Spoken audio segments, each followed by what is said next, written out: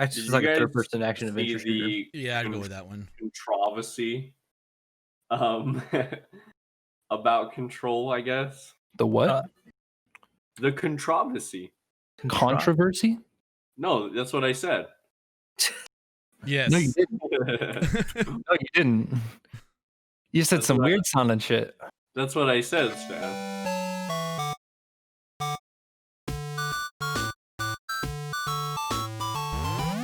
Welcome to 8-Bit Opinions, gaming podcast. Talk about, guess what? Gaming.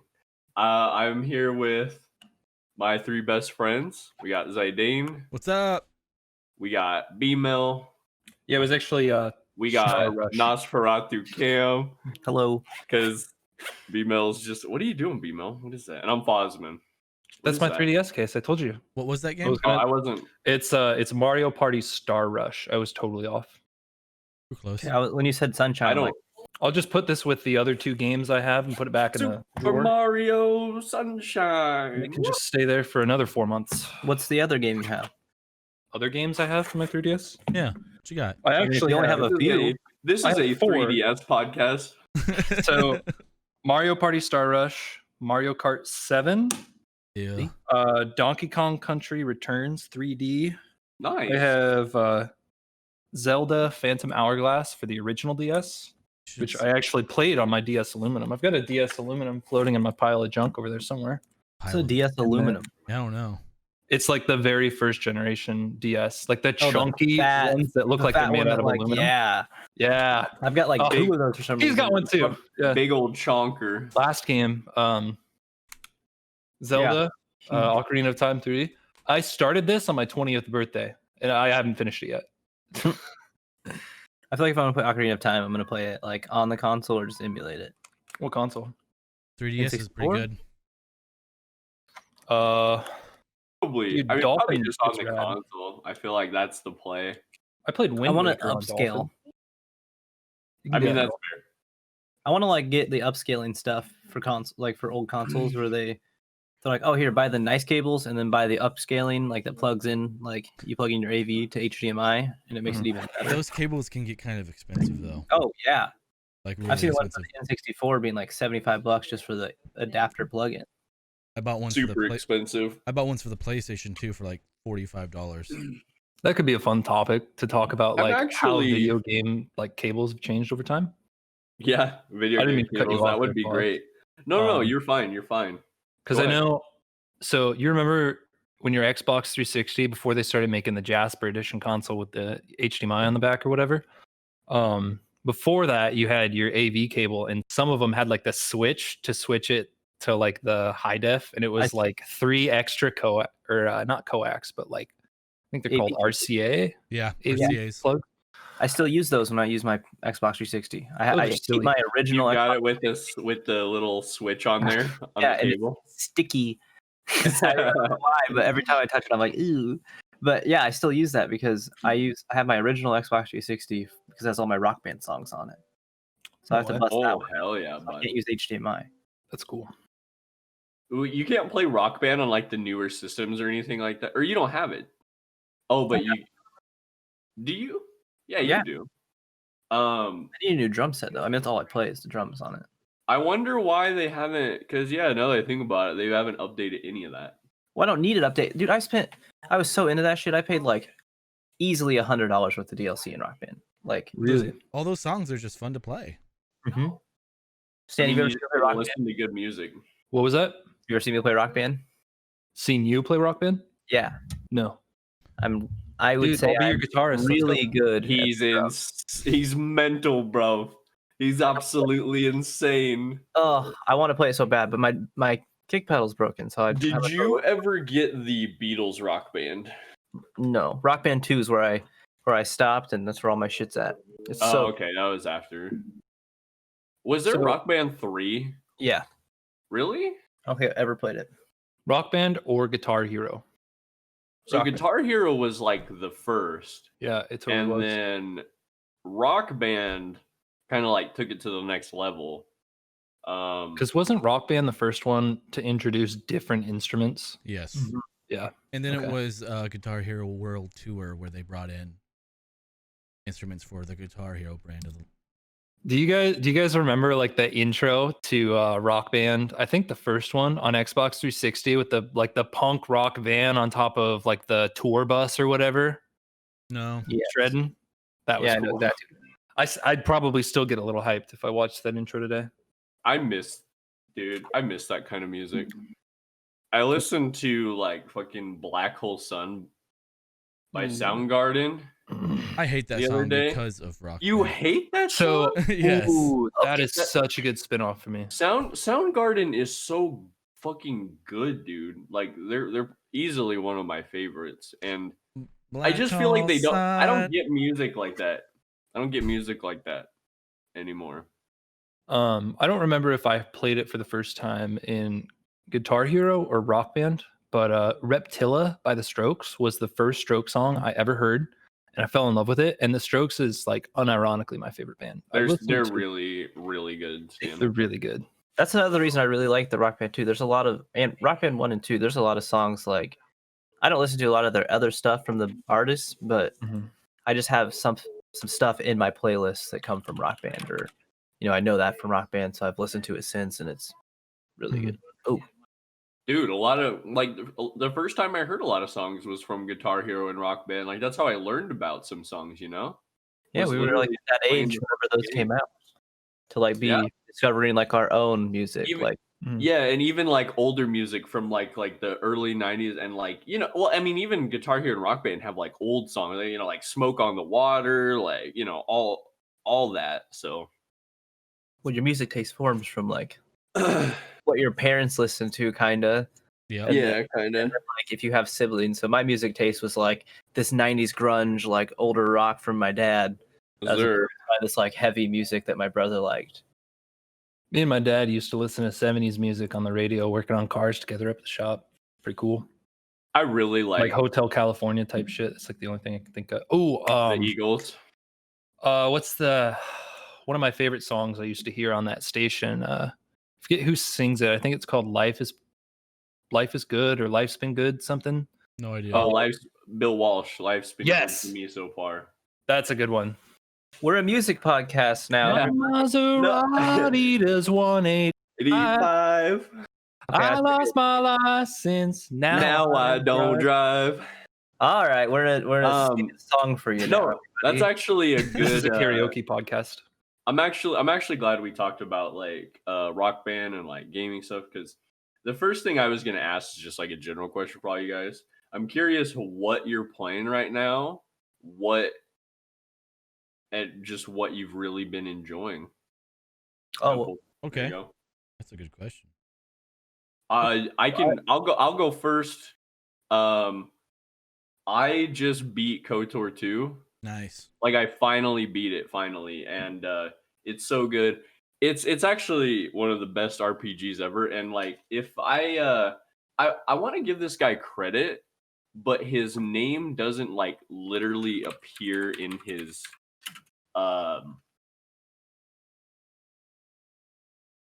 on YouTube. Like his name doesn't show up. But if you look up the philosophy of Kreia, it's like this amazing like hour-long video about the characters from KOTOR. And the best thing about KOTOR to me is that it kind of introduced like the Gray Jedi and like all that stuff. So like it was a lot, because in all the movies, especially like the mainstream movies, it's very like good and bad, right? Would you guys agree with that? Yeah, there's no gray area. Yeah. There is no gray area. Well You go done. straight from being good to killing kids and shooting lightning. Exactly. You're either one or the other. There's no like in between. And the KOTOR games really like delved into that a lot more. Like Gray Can you- Jedi and just Jedi, and I mean, well, I wouldn't say much for like people who want to play the game, or if you guys want to play the game. It's the only bad thing about KOTOR 2 was the fact that Lucas Films or art, whatever they're called, LucasArts. really wanted the game out like quickly, so it actually got rushed. Oof. Mm. So the last quarter of the game feels really bad, because they wanted it out for like the holiday, right? So Gotcha. it feels super rushed. You feel like things are like a couple things that happen. It's not really like almost like not even explained. You're just like, wait, what is going on here, pal? And Pal. but other than that, like it's actually so good, dude. And I Can you- think everyone should play it, especially anyone who likes RPGs. Sorry, man. Can you spell that for me? I want to look it up. I haven't heard of it before. Knights of the Old Republic. You've never heard of that? I've never heard it called KOTOR. What is Oh, that's that- what I was asking. Yeah, about. it's called KOTOR. That's what Yeah, the fan it's- base refer it to. Oh, okay. It's like an acronym. Yeah. Yeah, I've probably played Oh. like 5 hours of the first one. Okay. I've probably never played a minute of either of them. Really, Yeah, again, not even it's once. really cool, and I can see myself like Foz has like turn-based combat, and that's not really turn-based combat. It's close to it. It's just that type of combat I don't really have an issue with, so I could play It's something like like that. I don't know. rolling. It's Yeah, like I don't know you know why. what I mean. So like I will attack you. If you're like an NPC and I'm the character, we engage and then like dice roll and then Yeah, right. it hits like that. So Oh, okay. I just didn't get super into it. I think that I was just playing a lot of things at the time, and that's my issue. I got too many. so it's definitely like an investment. Because I took my time with both of them, but so this might seem like long. I think you could probably get through the game in like 10 hours pretty quickly if you wanted both of them. Wow. But well, no, that's if you were like, Pushing. yeah. Gotcha. But my first playthrough of KOTOR 1 was 46 hours, Holy shit. and my first playthrough of KOTOR 2 was 36 hours, I want to say. So you can also take your time with both of them. And fucking badass. Dude, I saw this. So this guy from Turkey, this is a little off topic, but this guy from Turkey was making these canvases of Darth Nihilus. Mhm. And it was the coolest fucking canvas. I wanted to buy it so bad. The only problem is the fucking like global shipping costs like way too much, and it was gonna take forever to get here. So I was just like, Probably the same cost as the canvas itself, or close to it. yeah, it was. You're right. But he's just such a cool character, dude. He's just like he's basically just concentrated evil. one of the antagonists of KOTOR 2. Yeah, The dude eats planets. Is he called the Lord of Hunger in that game? Did you say the Because, dude like- eats planets? Can you elaborate on that? Yeah. What? Yeah, has he? How big He is the guy? He just takes a he bite out of it, literally, like a snack. yeah, he literally consumes planets. That's How? He interesting. has that ability. Is it like a force thing? Yeah, he's Like not just- like an actual like. he's almost like not even a human. yeah, no, not like that. Like a force thing. Oh, you thought he took a chunk out of the fucking planet, pal? Yeah, no, he literally just. And to answer your question, Cameron, I'm pretty sure in the game, one time Kreia, who is like your mentor in the game, she's one of the best Star Wars characters ever made. In fact, I think she is the best Star Wars character ever made. But I think she does refer to him as the Lord of Hunger once. So Okay, yeah. because like I said, I know him from Star Wars Epic Duels, and that was like his name on the card. Yep. So I always thought that was super badass, and he looks cool as hell. He looks fucking awesome, dude. That's my favorite part about Darth Nihilus. And like the other thing I like is like he's not even I mean, like I said, he's literally not even like a human anymore. He's just this he has a human body, right? And everything, but he's more so just a storm, like a force, right? Just an all-consuming thing rather than just a person. And to me, that is super cool. So yeah, if anyone, I mean, I think you guys should definitely give it a shot again. The combat, so I would say I would be fair to you guys because like the combat, I would say does kind of stink. I like the animations. So like if you do like role type combat, like is in that game, it does allow you to have cool animations. Well, when did So it like come when out? you're using 2004, All right, so it's an older game, Oh yeah, pal. much older. It looks old. Yeah, Yeah, and didn't it it's, release for the Xbox? Like, Yeah, the that's what I was thinking. I wouldn't imagine playing that on the Xbox. I like Those keyboard mouse. the Duke controllers, they're like the size of your head. yeah. No, Being thanks. a child trying to play that was awful. dude, with that Yeah. controller, I think that thing's like a murder weapon. It pretty They, much is. So they came up with the Xbox S controller because like the response from the Japanese market was that like no one could hold the controller. That's like the actual reason that the Duke was discontinued. Look it up. Their hands were too small. Yeah. But yeah, no, that's what I just finished playing. I've also been playing, I guess, WoW, and then like a little bit of WoW every now and then. And then thought there was one more thing I was playing right now, but really Dark I was Souls just 2. grinding. No. True. Well, Dark Souls 1 that I just beat, and then Dark Souls 2. Yeah, but are you enjoying it?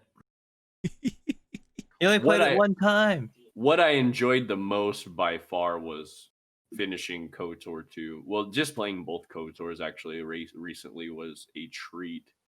I'm gonna go back to play. I'm gonna go back and play Dark Souls 2 here soon for sure. Actually, a little gimmicky, but that's okay. I thought that the well, let me just say this real quick, Cameron. Like the you know how there's like exploding barrels at that one part? You remember that with the big monster guys and stuff like that? Like stuff like exploding barrels isn't really in Dark Souls 1. But it's That's just a what I mean. shortcut. Yeah, but just the fact that they added it to me signifies like a different like design choice that wasn't. They had the Great. rolling flame barrel in Dark Souls 1. I That's think you saw it like once. Yeah, you see the Yeah. explosive barrels like once. Like without you're there for a while in your first playthrough because you don't know what the fuck's going on, you know? You're walking around and you keep dying because some asshole decides to smack an exploding barrel because that's what happens, you know. If It takes one time and then you learn your lesson. If you know there's a barrel full of gunpowder and you hit it, it fucking explodes. Yup. I don't learn lessons that easy. I'm with Zidane, yeah, go ahead. Sorry. Zidane, what have you been playing lately, pal? Well, I'm into the Soul series. I just finished my second or third playthrough of Dark Souls, and I just recently, as in yesterday, started Sekiro: Shadows Die Twice. Did you restart? I did, mainly because if like I've restarted it like 4 times, and if I step away from it and come back, I have no idea what the hell is going on or where in the hell I am. Like that's my problem with that game, I guess, in a way. Like it's beautiful, it plays well, the world is humongous and extremely confusing. Yep, I totally agree. Like you have no it doesn't hold your hand at all like most Souls games, but this one you're just like, I have no fucking clue where to go or what I am doing. And even like I tried to follow some of the story and listening to it and I can't. I don't know if it's because it does. Why is that? I don't know Zidane? if it's because it doesn't interest me or I'm just like, fuck it, I don't care. I know. I watched you don't skip a cutscene today. I didn't care about it. I just wanted to fight the guy. The one really cool thing about Sekiro to me though is the combat and the parry system. Like Cam and I were talking about earlier when I was fighting somebody, like you either destroy somebody or they destroy you. Like there's no like middle ground. So like once you figure out like the gimmick of somebody, like you kick their ass and you push their head right into the ground. And it's fantastic. And you feel like this badass wielding your katana, blocking you like say 5 the- things in a row. Did you say the gimmick of somebody? Huh? I don't know. The You gimmick? did. Yeah? Is that bad? The mechanic. What's wrong? The gimmick. I think it's the Mechanic. gimmick. Mechanic, same thing. You know He's what? bashed on Dark Souls 2 saying it's gimmick. Oh shit! You know it is. It's Since we brought it back to that, Cameron, I do want to say one other thing, and then I'm gonna let you keep going there, Zidane. But you'll have something to touch on this too. I know that I understand that number 1 was remastered, right? Mm-hmm. And 3 is obviously the oldest or the youngest, so they have like more resources, like for graphic wise and everything. Yeah. But man, 2 looks scuffed. Thank you. Well, yeah, you need to play one, like the real one. It looks like garbage too. Yeah, for sure. But like, it reminded me. I remember I told you this, but like, it reminds me. I'm gonna play the game, and I kind of like it. Like, I'm just saying these things to you, just to be fair, I guess. Unlike Zidane. Shit game.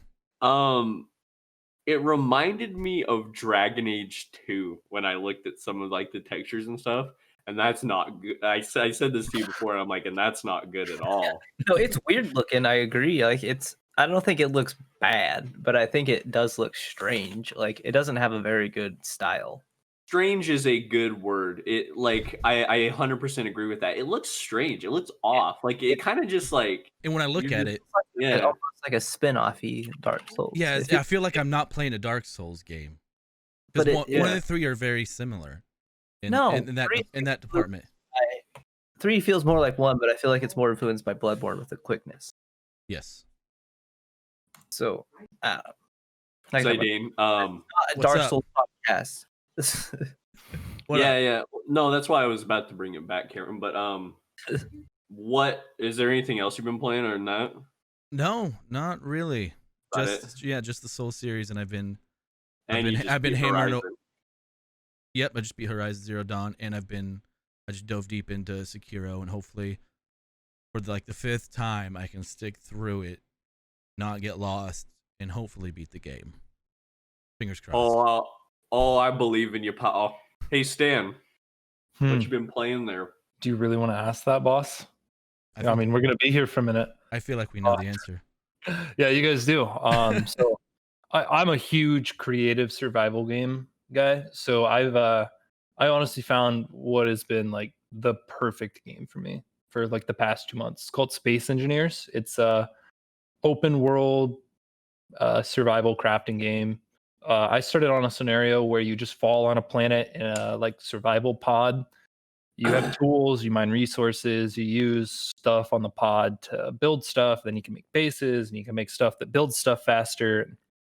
It's a really good game. The building system is, I would say, like unrivaled. It's Is that your absolutely favorite thing about? Is that like your favorite thing about Space Engineers, and is that why you like it so much? Is because of its building system? Oh, Like, yeah, the way it is and absolutely. everything. Yeah, it's so What makes I it think- different for you? So I think the big thing with Space Engineers, so you know in Minecraft everything is a block and every block has a spot. Yep. So imagine if you took the world and you split it into multiple grids of blocks. That's what Space Engineers does. So there's like the world that you walk around in is like just the world. Is that called But like a whenever- voxel? Yeah, it's called voxel. I don't know why. I think it's the type of texture or model or something. Wait, what are you um, guys talking about? What is that? That's just another word for like non-player made terrain in the game. It's called voxel, anything that's not a grid. But when you build, it starts a new grid right there. And then everything about that grid is relative to that. And if you build it into the ground, it's static, so like a building. But if you disconnect it from the ground and it floats, it just becomes a ship. And honestly, it works great. It works better than anything I've ever built.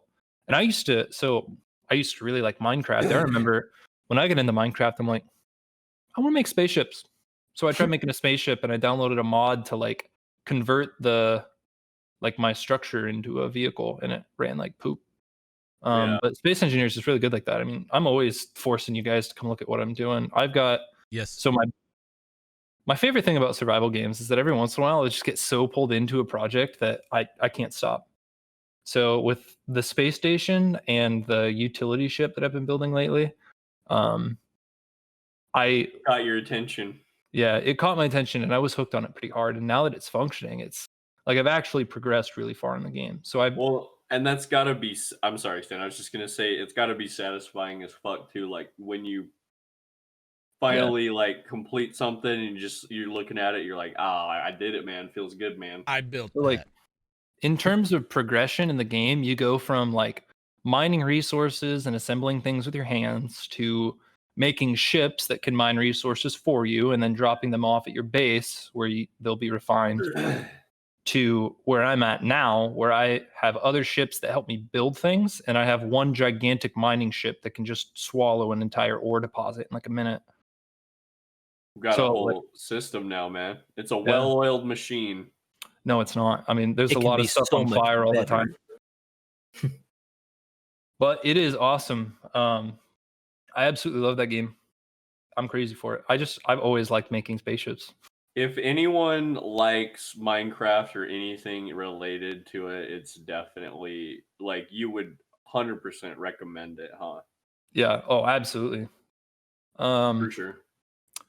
But to stop beating that horse, let's see other things I've been playing lately. Control is a new, how would you describe that? Third person shooter, like horror, Sci-fi. puzzle, mystery game. Actually, Did it's you like a guys third person action see adventure shooter. the Yeah, I'd go with that one. controversy about Control, I guess? The what? Uh, The controversy. Controversy? No, that's what I said. Yes. No, you didn't. No, you didn't. You said That's some what I- weird sounding shit. That's what I said, Stan. Say it again. Controversy. Controversy. Yeah, that. Is there an R in that? Like, Appar- the I don't second R? think so. Yeah. There is in the word You only pronounced one of them though. What are you, French? controversy. This is America. We use all the letters in the word. Controversy.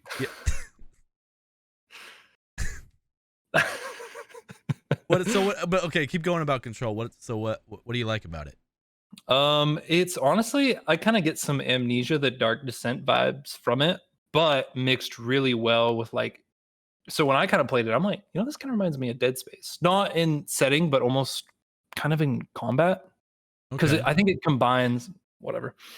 I just think it combines like the combat experience with other concepts of like really unique and like progressing enemies. So like you start off basically just shooting these weird ghost zombie monster things, and then like guys that can fly and throw stuff show up, and then guys with grenade launchers show up, and then like guys that float in chairs show up.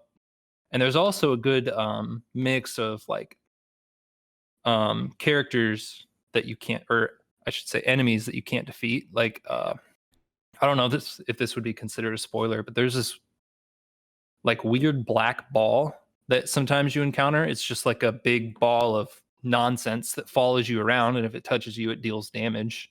And recently I had to do like a puzzle where I ran into this room, and this thing started following me, and I had to kind of kite it around the room and lock it in another area so it couldn't get to me anymore. That part right there, that's where I'm like, this kind of reminds me of like a horror adventure game like Amnesia or Machine for Pigs or something. And I think it mixes a lot of those things together really, really well. Because it's not just that. It's that and a shooter. And like you get superpowers too. So it's like, in my mind, Dead Space plus BioShock plus Amnesia. And just like the best of all of it. Publisher 505 Games caused controversy when it announced that Control Deluxe Edition and Season Pass owners on console would need to repurchase the Ultimate Edition in order to gain access to next-gen enhancements. Yuck. Of course. Yeah, no thanks.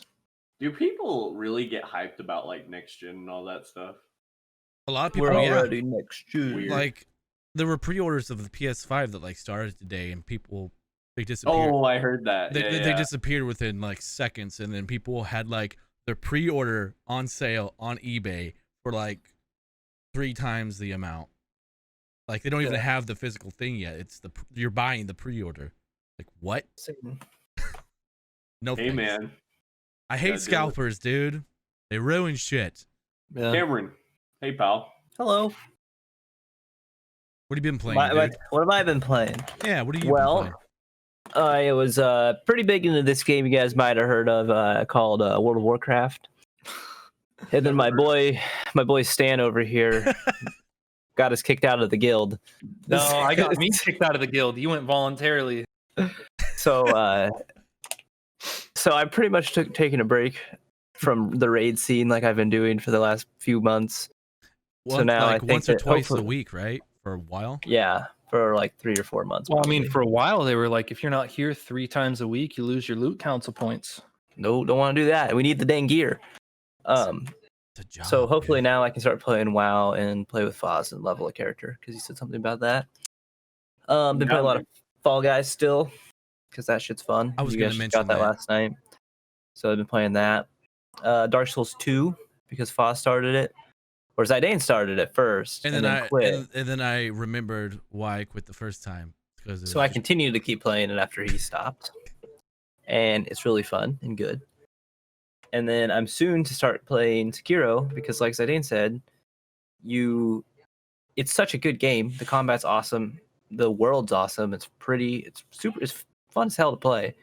But it's one of the most confusing Soul Series games ever. It really Like is. I legitimately just got lost. Like I've progressed so much further, and like Zidane also, I have played it, restarted it probably 3 or 4 times. Now I've gotten the furthest I've ever gotten. I'm the best at it I've ever been, and my character is like the best he's ever been too.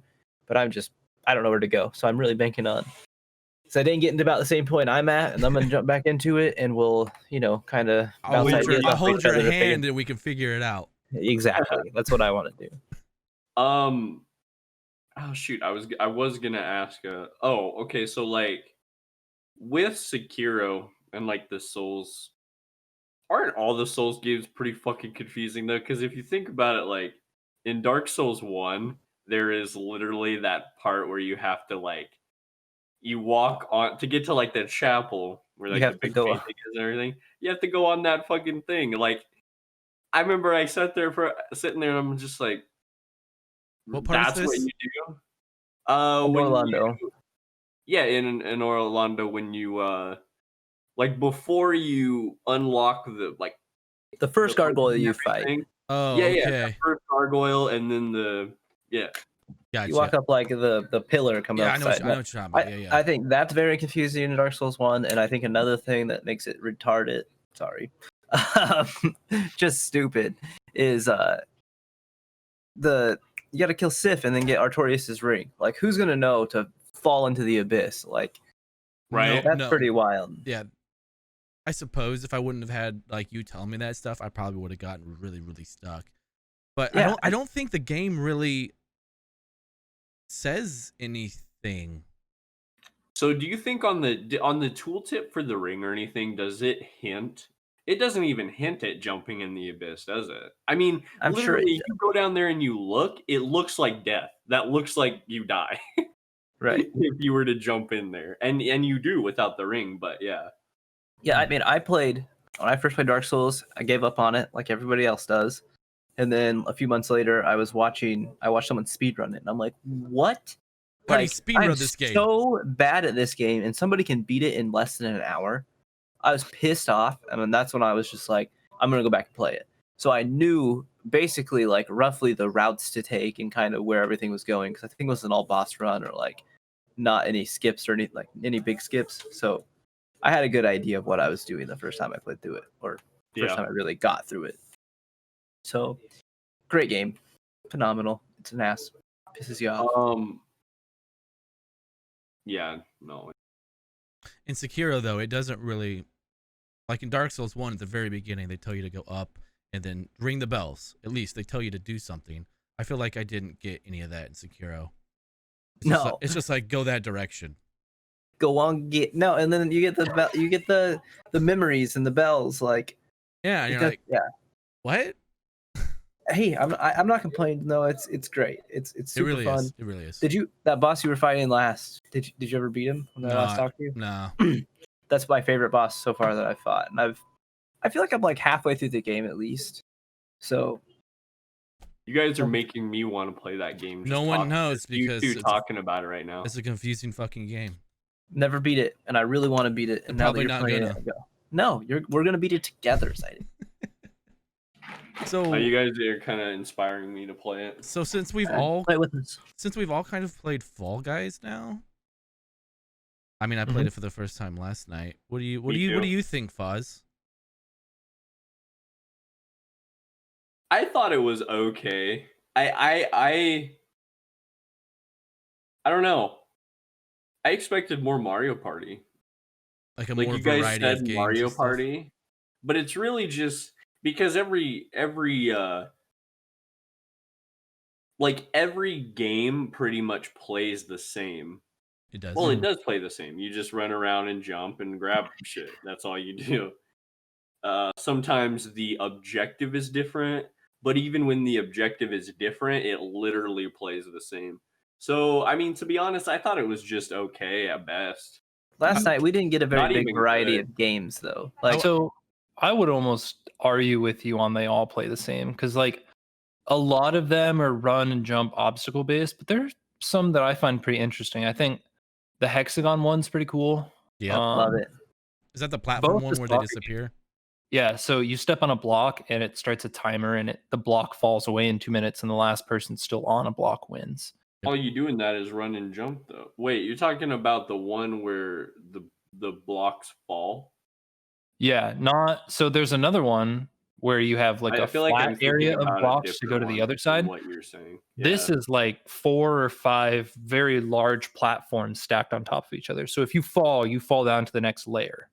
Oh, it's probably like 8 or 9 stacked on top of each other, and then you step on it, and you got like a second to get off. So like Mhm. you can sit, wait, jump, like kind of time it, or you can just run in circles for a long time on a platform. But then people start to fall and break your platform, and you're fighting other people losing their space too. So it's the last man to fall in the water. It's always a finale game. There's also I like the one where you collect the eggs. I feel like that one's interesting because there are different eggs worth different points. I have So, like, not you done get- that one.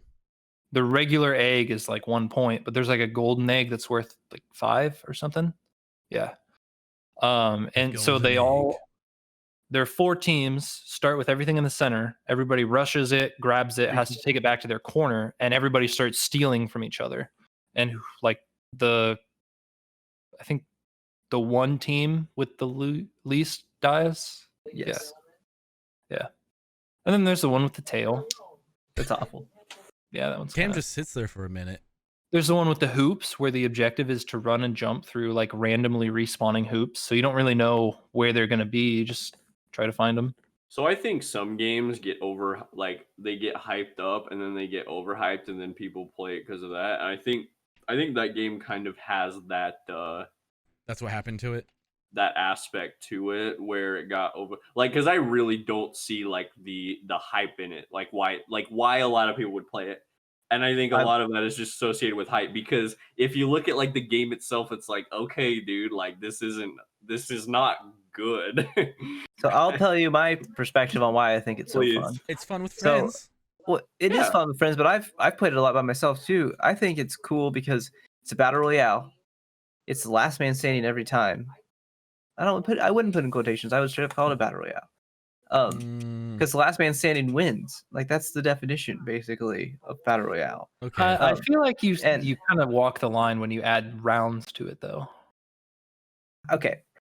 But the big thing is you win. Only one person wins, and that one person that wins the whole game gets a currency.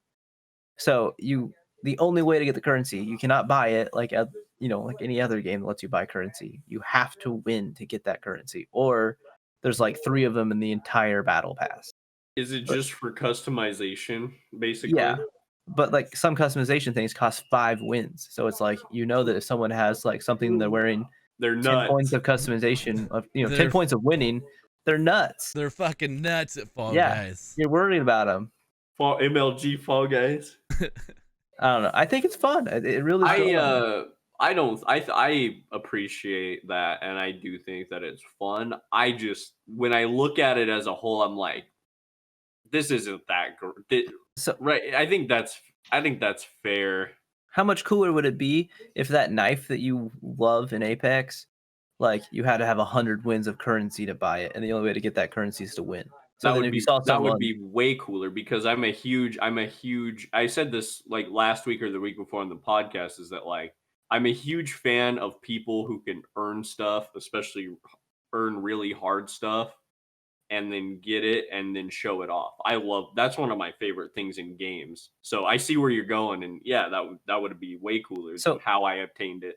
I hope this influences future BRs to have a better reward system that's not just Monetized. yeah, exactly. Something that you have to actually earn.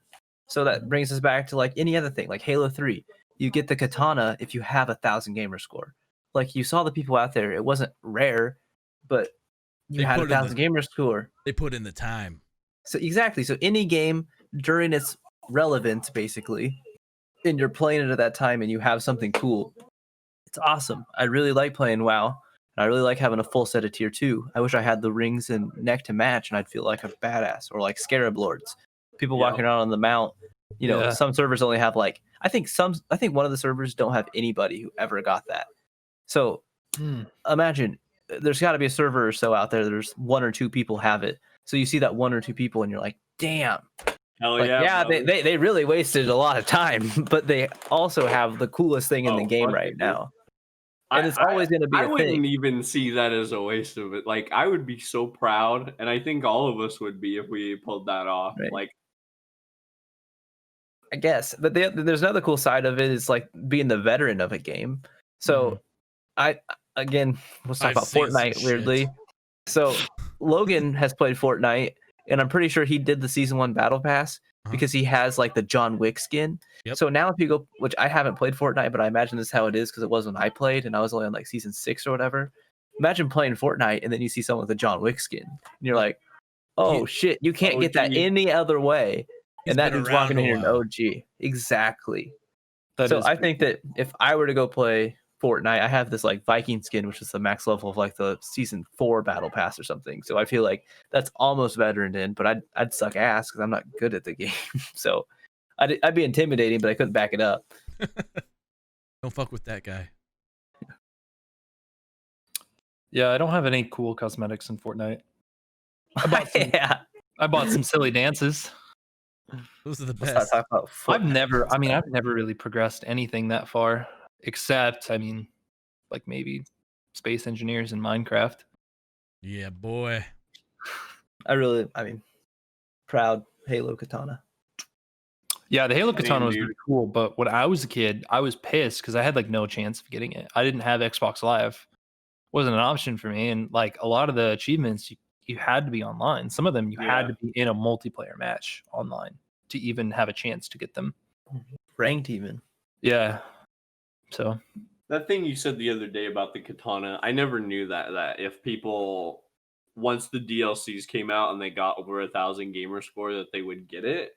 It was a think bug. that's funny. That's funny to me that's how I eventually earned it, that happened. but I was affected by the bug, and that I was want to know what you are delegitimized. yeah. Delegitimized. Take it off. You didn't Take it earn off. that. Can't wear it. put it down. But yeah, no, I agree about like the system of like I appreciate what you said, Cameron, like the system of I can't think of the fucking game Fall Guys. Fall Guys. I the system and everything that's really great. But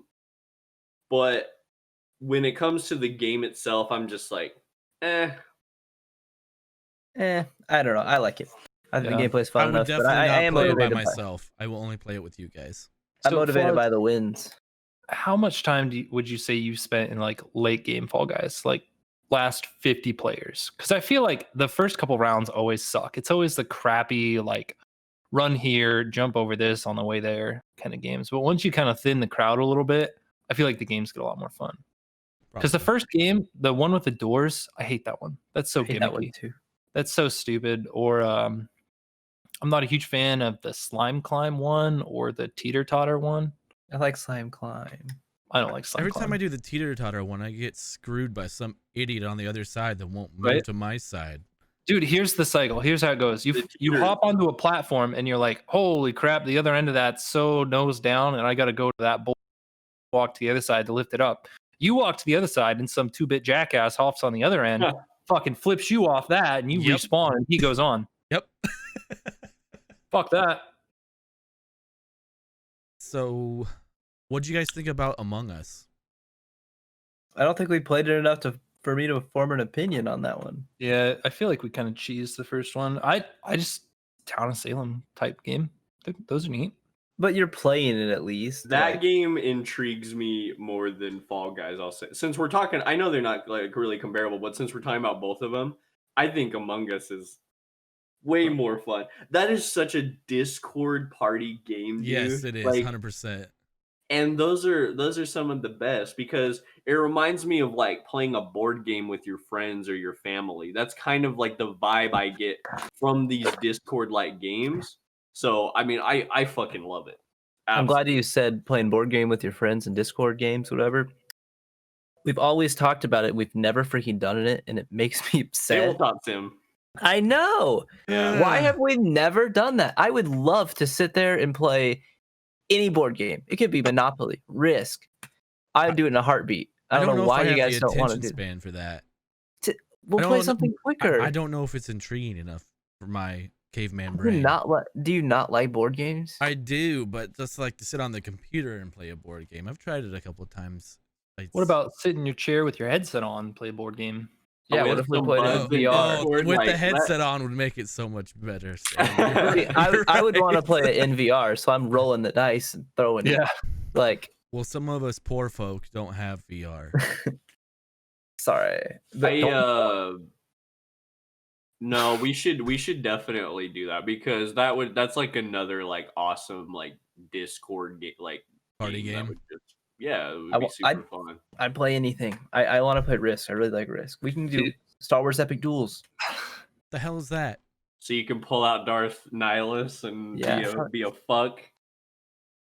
Heck yeah. Brandon's triggered. So I think VR games have a lot of potential for like just hanging out, being Discord type games. So Oh, we have Uh, VR chat, right?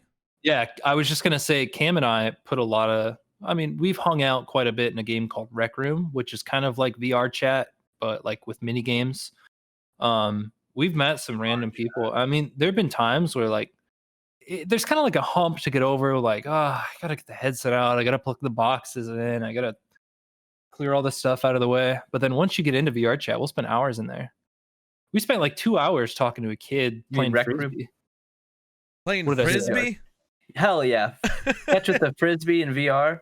Yeah. So much fun. That's why I kept my other VR headset when I got a new one, so that one day I'll just set them both up, and then Lizzie and I can sit in our living room and play catch. Like we're really far away, but we're actually right in the same room. Why don't you just go outside? Because it'd be winter. Fuck That scenario is winter. Fuck that! I'm Go not going outside. outside. I mean VR chat. My favorite thing about VR chat is how cringe it is. But Rec Room would be really fun. Like that's that game that's kind of like I can't think of it right now, but Rec Room is sorry, super fun. I can't think of the word that I'm trying to find, but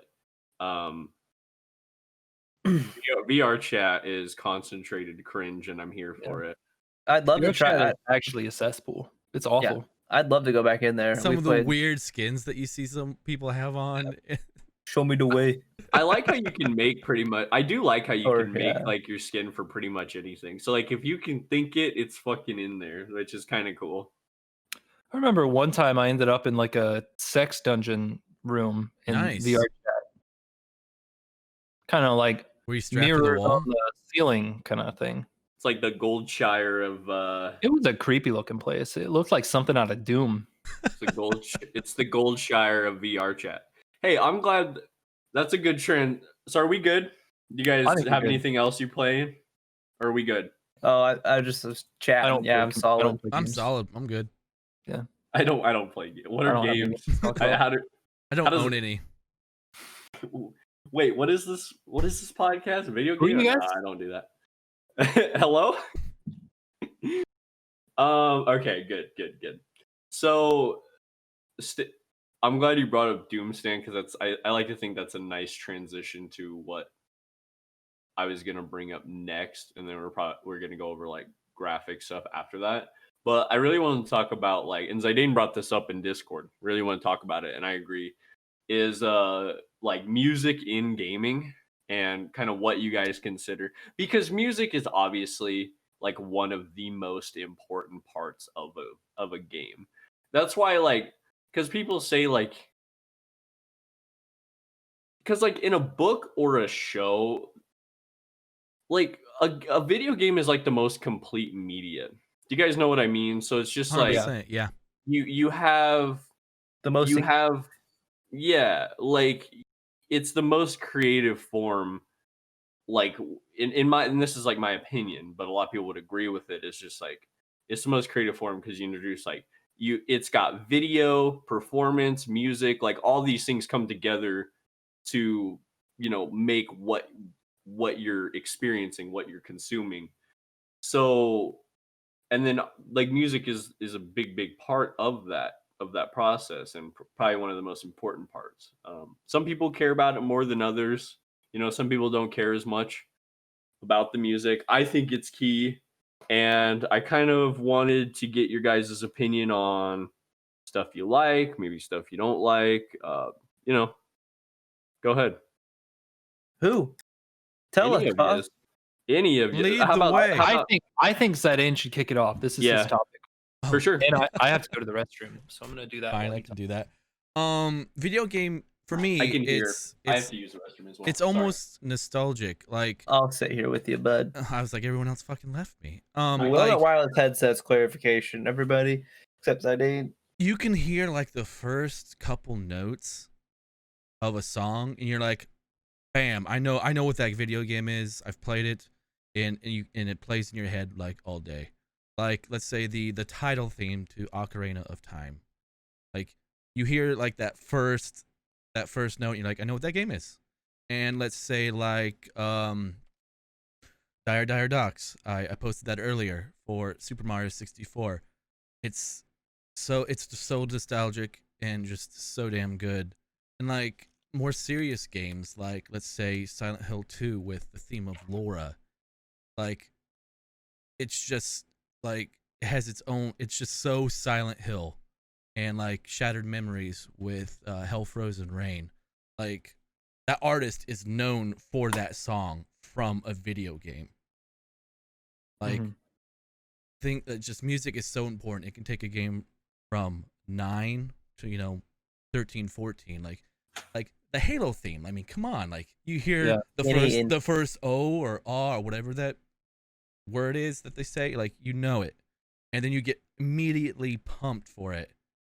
And like it starts in with a guitar and you're just like, fuck yes. Ooh, you're getting me all excited now. You're like, I want to go blow some shit away right now. Like Zidane, you're giving me like two things to say. I'm getting Perfect. excited. See, that's what music does. That's why it is so important in a video game. Like if you have shitty music, you might as well just throw your game away and fucking start over. Delete. Control, Yep. delete, in task. So Zidane, In task. I hate to be such a filthy Gen Xer on you, Uh-oh. but like those songs that you put in Discord, I'm gonna be honest. You didn't know what they were? I didn't know what they were, but I recognized all of them from Vines and TikToks. I'm like, that's where that's fucking from. Vines and TikToks. Well, at least I'm educating you. That's important. Stan's the youngest one here, but I didn't think he acted that young. I apologize before I even said it. I That's felt all bad. right. That's all right. Like, I mean, but you knew what they were, and that's how like iconic some of them were. Like, it's just a song from a video game, but you knew it. yeah. But Your Dire so Docks, baby. on the topic of Halo music, that's one of my favorite soundtracks. Quick poll, quick question. Favorite Halo soundtrack? Any of the games? Fair play. Mine is Halo 2. 3. So I love 3? the guitar riffs in Halo 2, but Halo 3. Yeah, right? Yes, sir. But Halo 3 is the one I played the most and the one I have, again, like what Zidane said, nostalgia is huge for the music part. I like old games. I like to go back and hear that old music.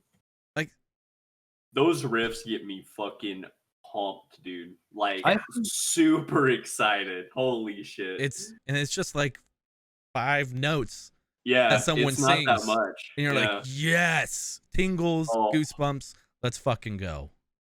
Get yes, it. sir. I felt like Halo 2 really kind of just went crazy with the electric guitar. That's what really does it for me. Because Halo Fucking 1 was like cool.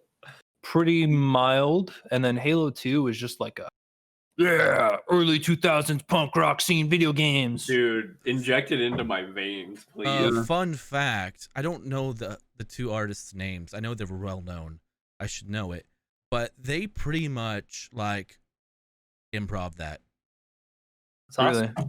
Yeah, I mean, they kind of have a general idea what they wanted to do, but it's not like they practiced it for a really long time. They had it written down, like it was improv. Fun fact. So I can't tell you guys how many times I've listened to on YouTube the Eversong Woods 1 hour like music and ambient thing. Like that, Tubby. Yeah, I linked it in here before, dude. It's just so, it's like I especially like if I'm playing any fantasy type game, I'll put that on.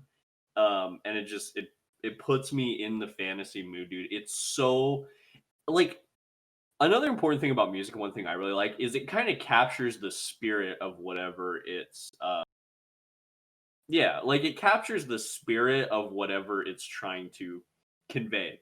Let me explain that because I can't find a better way to word it. I'm struggling with my words tonight. But like that song, Eversong Woods, it just captures the essence of the Cinderide, the Blood Elves, really well. It just it's pretty much a book without any words that is explaining like what these people are. Like that's what that song is, and it's just Fucking I love it. I love it. Mm-hmm. I Um, appreciate cool. that. Is it my turn? Can I talk? Go for it. no, So we talked about Halo. So my all-time favorite like Halo cutscene was in Halo 3. Do you remember the mission? I want to say we did it recently. Like the third one, you start off in the tunnel on the Warthog, you go through the the buildings. storm. Yeah, the storm. At the end of the storm, when you take down that anti-air gun, and as soon as you take down the anti-air gun, the UNSC fleet moves in and they start firing their cannon. Oh, the music at that. Because it's like you blow the thing up and Master Chief does his pose. He, strikes a pose with his rifle. Arbiter walks up next to him. It's playing like the dun dun dun, like really orchestra-y music. And then like all of a sudden, like a fleet of frigates come over the horizon. General Hood's like, all ships engage, and they're like blasting the dreadnought, which was a stupid idea anyway. You're not gonna do anything to it. That scene though, there's so much power in that. That I feel like that almost like that cutscene right there is why I love spaceships so much. That was my favorite part of the Halo games, was looking, well, I wouldn't say definitively my favorite part, but appreciating all the large like spaceships. High Charity is awesome. If I could build, I'm gonna build High Charity in Space Engineers someday. Watch Do me. it. That's But a tall task, my friend. If you do it, all too. of that is absolutely amplified by the music at every point, 100%, especially that scene. 100% Zaydeen or Stan Zaydeen. I had a question for you, real quick. What was the name of that composer you said for Shattered Memories? I don't know the name. I don't know. It's Hell Frozen Rain from the game Silent Who was Hill the Shattered. composer you were talking about a second ago? I don't think I mentioned Did you any not specific okay, composer. No, I said I should have known it for the Halo 2 theme because they were two well-known guitarists, but I don't remember them. Because I was gonna say, I was gonna ask if you guys like had any composers that you like from games that you really like. I would say my top two is probably Jeremy Soule, who did like all the Elder Scrolls games and all the D&D. Like he did Baldur's Gate Dark Alliance and all the other like D&D stuff. He did Guild Wars. He did a bunch of like, I mean, he's done it for like ever, and he's like a really solid composer. So he's probably one of my favorites. And then second would be, and he also did KOTOR, which I just played. Jeremy sold it, the first one. And then my second would be, but he's probably first, is Mick Gordon from Doom 2016 and Doom Eternal. I was gonna bring That up guy Rip is and a Tear. genius. He is a genius, boys. Goodness. Like nothing better than ripping demons apart when you're super powered, and Rip and Tear is blasting in the background. Your ears are ringing. You can't hear. I mean, you can kind of hear shit, but not really. And then it's fantastic. You don't want to hear anything. Like Besides Rip and Tear. Doom is like a super good blood pump experience because like everything about that game just gets you going. It is a super fast paced, like just crazy experience. I need to play the second one. I was also kind of thinking about bringing that up because Same. it's a really good use of music. So He's a genius. He's an Oh, absolute genius. We got to give Cam a turn. yeah, I've been festering. I've been building up over here. You should have been like, "Shut up." Give me my. Let me speech at you. Let me talk at you for a minute here. So that's a good point that you guys brought up with Doom. I really, really like battle music in video games. Like when the combat starts, the music comes. Like in Doom, that is very true. The music picks up and it gets heavier and heavier as the fight gets harder and harder, and that's super cool. But I mean, old music, like I'm kind of stealing this. I've mentioned before, I don't really play Final Fantasy, but I really appreciate it. So like Final Fantasy VII's battle music is cool as hell. And like when you get into those fights, like playing old games like Golden Sun, Fire Emblem, anything, as soon as you get into the fight, the music changes and it's time. Or like with Pokemon, when you get into the battle, you hear that doo-doo-doo-doo-doo, and then like the screen starts to freak out and you're like, yeah, it's a battle. 100% nostalgia. No, and that goes back to what you said. So that's like another thing is nostalgia. Like kills it sucks you in old video games. It really you can go back and play anything. First Mario, that old music also really helps with that nostalgia. Like 8-bit, 16-bit games, like where they couldn't do a whole lot with the music. It's amazing to hear. Or just playing the old Marios. I mentioned I love Mario. I love Nintendo games like that. And the music they had in those games was just perfect. Castlevania Symphony of the Night 8-bit like soundtrack is fucking insane, dude. I've heard a little bit of that. It's better. Yeah, no, I'll take the time and just listen to it sometimes, like on YouTube, because it's really good.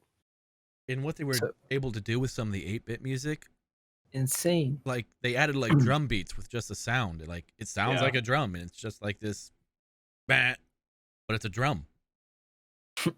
It's amazing what they did with like so little with like 8 bits. resources. Yeah. So this 8-bit simpler music, not like guitar riffs and whatnot, was awesome in those old games. But then a game I don't think I've talked about. I don't talk about often, but I really have a high regard for it, and I don't have a whole lot of time in it. Has probably my favorite video game like soundtrack because it's one of the very few I've ever just went out of my way to listen to while not playing the game. Is Faster Than Light. It's got this very awesome like space calming. It's very calm. Like, I want to listen to it right now really bad. Just relaxing space stuff. But there's some combat music in there too. But the space, just chilling music is so good. Like I'm relaxed just thinking about it. And I highly recommend that you guys go listen to like any of Faster Than Light. I was gonna say you said it's Faster Than Light. Yes, I love that game. FTL. Spaceship building. You fight in spaceships with other spaceships. I'll explain it another time when we have more time. It's such a good game. We should talk about that one. Well, let's talk about it a little bit here. So calming, and I can't believe Stan hasn't said anything about this because one of my favorite things about Minecraft is I get lost in the music. Like I love sitting there. There's nothing better it's really than good. that feeling of being there 2:30 in the morning. I'm a little drunk, I'm a little everything, and it's late, I'm tired, and I'm just sitting there. I feel like half the time I just walk around. I'm just in a daze listening to that calming, peaceful music in Minecraft, and it's perfect. Like that's another. I don't think I've gone out of my way to listen to Minecraft's music, but I almost could. It's relaxing. As much as Sorry, and then I have one more thing that I need to hit on here. And this is very obscure, and I don't think that any of you will know what I'm talking about. But if anyone out there does, awesome. If you guys play Kingdom Hearts 1 or 2, you have, Zidane? I mean, Sick. I don't think I've ever beat them. I didn't play. You don't 2. need to. So both games, I think, have this weird like intro music video kind of thing. Yeah. Like in it, there are always these weird trippy things. Like the first one, he looks up at himself like falling from the sky, and he reaches up, and then he's like in the water. Yep. And just all this weird stuff with like this Japanese like K-poppy like, but before K-pop was even a thing, because this was like early 2000s.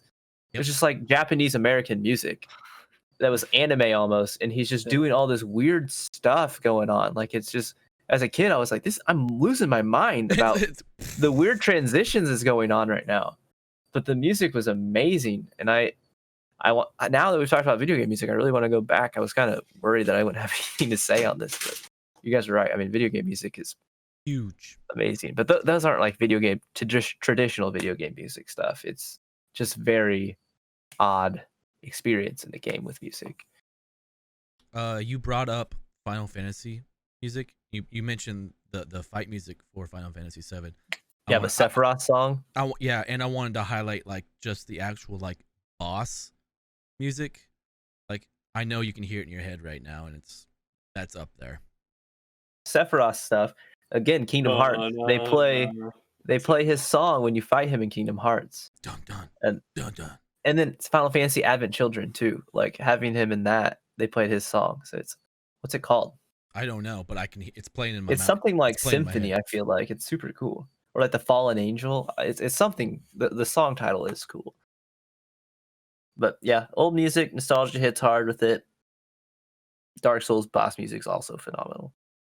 Any And it of varies. Any of it's pretty good, really. Gwen's fight music, wasn't that awesome? Just some piano. Yeah, like that's very obscure for that type of fight. Like that's the final boss. It's supposed to be like this, like a chorus singing Oz or whatever, and you just have this chill piano just calm. I think that's because of the lore of the character, right? Like that's kind of what they were going for with that. Yeah. Yes. But he's a badass, so that's it was sad, and that's what that music portrayed. But absence of music is like a tragedy, and like that's what it's like implying with the music. Yeah. But it's just sad. Like it takes you like out of left field though, because you're like, this is not how the final boss music is supposed to sound. Mm-hmm. One more thing I want to add. I don't know if I've experienced this in video games, and someone I hope has. Like the absence of music makes something so much more intense, or silence. Oh, so yeah. I shout out to another YouTuber here, the Lockpicking Lawyer. I don't know why I love this guy's content. He must be a lawyer, but he just does lockpick. He describes locks and then he picks them or talks about their vulnerabilities. And someone challenged him to something. And normally he'll talk as he lockpicks and whatever. But this dude was like, you got to do this in under a minute. And he's always really friendly and talkative. And then he's just quiet. And he does it like meticulously, really fast. He opens it. And then like the top comment on there was like, it was kind of spooky whenever he just tried hard and didn't talk. So I don't know if that's in a video game, but like something that would emphasize music so much and then get to a boss and be quiet, or be like that Gwen fight where it's calming music rather than what you'd expect. I think that would be badass. I can't think of an instance. Gwen's the closest thing where, I mean, it's not absence of music, but it's totally not what you'd expect. I would love to see something that was just quiet and you're like, oh goodness. Like you need to play Silent Hill 2. I've watched Silent Hill 2 run through so many times. There's plenty. Does that happen? I mean, not necessarily in like a boss fight, but there's definitely silence in parts. And you're like, what? When you go underground with like the nurses, right? When you take the elevator down with no items, isn't it quiet down there? Dude, see, I've never played it, but I've watched hours and hours of that to where I might as well have played it. But yes, I do need to play it. I agree. A great game that I've never played. So, Cam, you kind of transitioned into something that I wanted to bring up, and I thought I was going to be super unique for it. But calming music in general, because a lot of us talked about like pump music or fight music. Something I really want to that when we said video game music, I immediately thought about the fairy fountain theme from Zelda, which I already spoiled that I wanted to talk about that because I was so excited to talk about it before this. I have gone out of my way to listen to that on YouTube. And, the Ocarina of Time, and this might be a bit of a tangent, but the Ocarina of Time actually does something kind of unique where it takes music and it kind of turns it into a gameplay mechanic. So you have different songs that you can you can play that do different things. Mhm. And you can actually cheese the game with them at one point. Like I remember there's this one time where or maybe it's not cheese, maybe it's more like an Easter egg thing. There's this one dungeon I was in on my 3DS, and there's like a spot. If you stand there and play the right song, like a fairy shows up or something, and you can trap it, and it's right before a boss fight. So like if you cheese it or learn about it or whatever, you play the song and you go into the boss fight with an extra fairy jar, which is pretty cool. Right. Yeah, no, Ocarina of Time. And it's badass. so cool how Ocarina of Time incorporated music as a literal like mechanic. Definitely one of the first I to like do that that. a lot. Can you guys think of another game that does like music as a mechanic? Yeah. The closest thing I Yeah. can think Rock of. Band. Rock Band. That's Damn not a it. mechanic. That was gonna be my joke. You Yeah, motherfucker. but that's a rhythm game. I'm talking about like a mechanic. Just other Zelda games for me. That's all I can think of after Yeah. Ocarina of Time. Honestly, I'm gonna say I feel like a kid's game has probably done it, but not like a legitimate game. Kids like, game. We're talking about I'm like not Wii Music. game illegitimate. But Something that this is kind of on topic that remind me of. So using that as mechanic, you got to memorize something. I remember playing this DS game to cast magic that you had to draw like certain patterns to cast things, and you could combine spells by drawing like patterns into each other. That's pretty cool.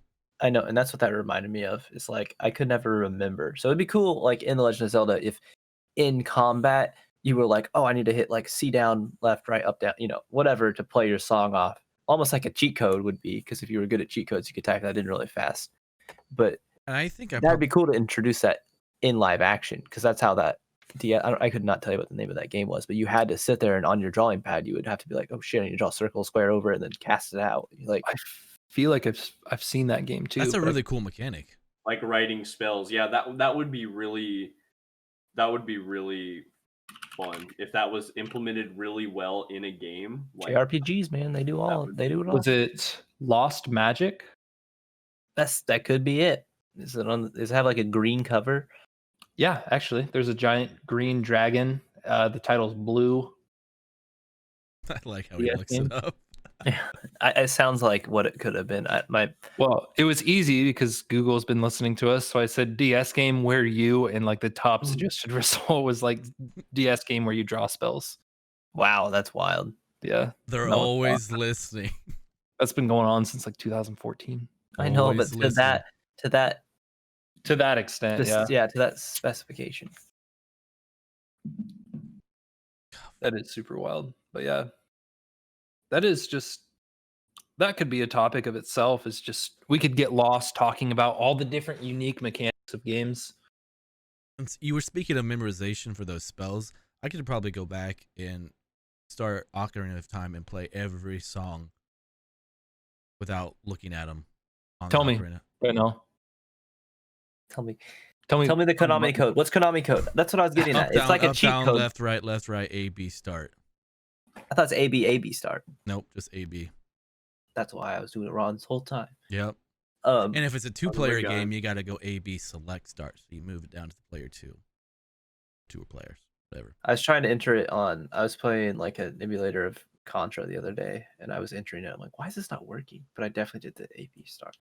AB twice. Contra's a good game. It's a fantastic game.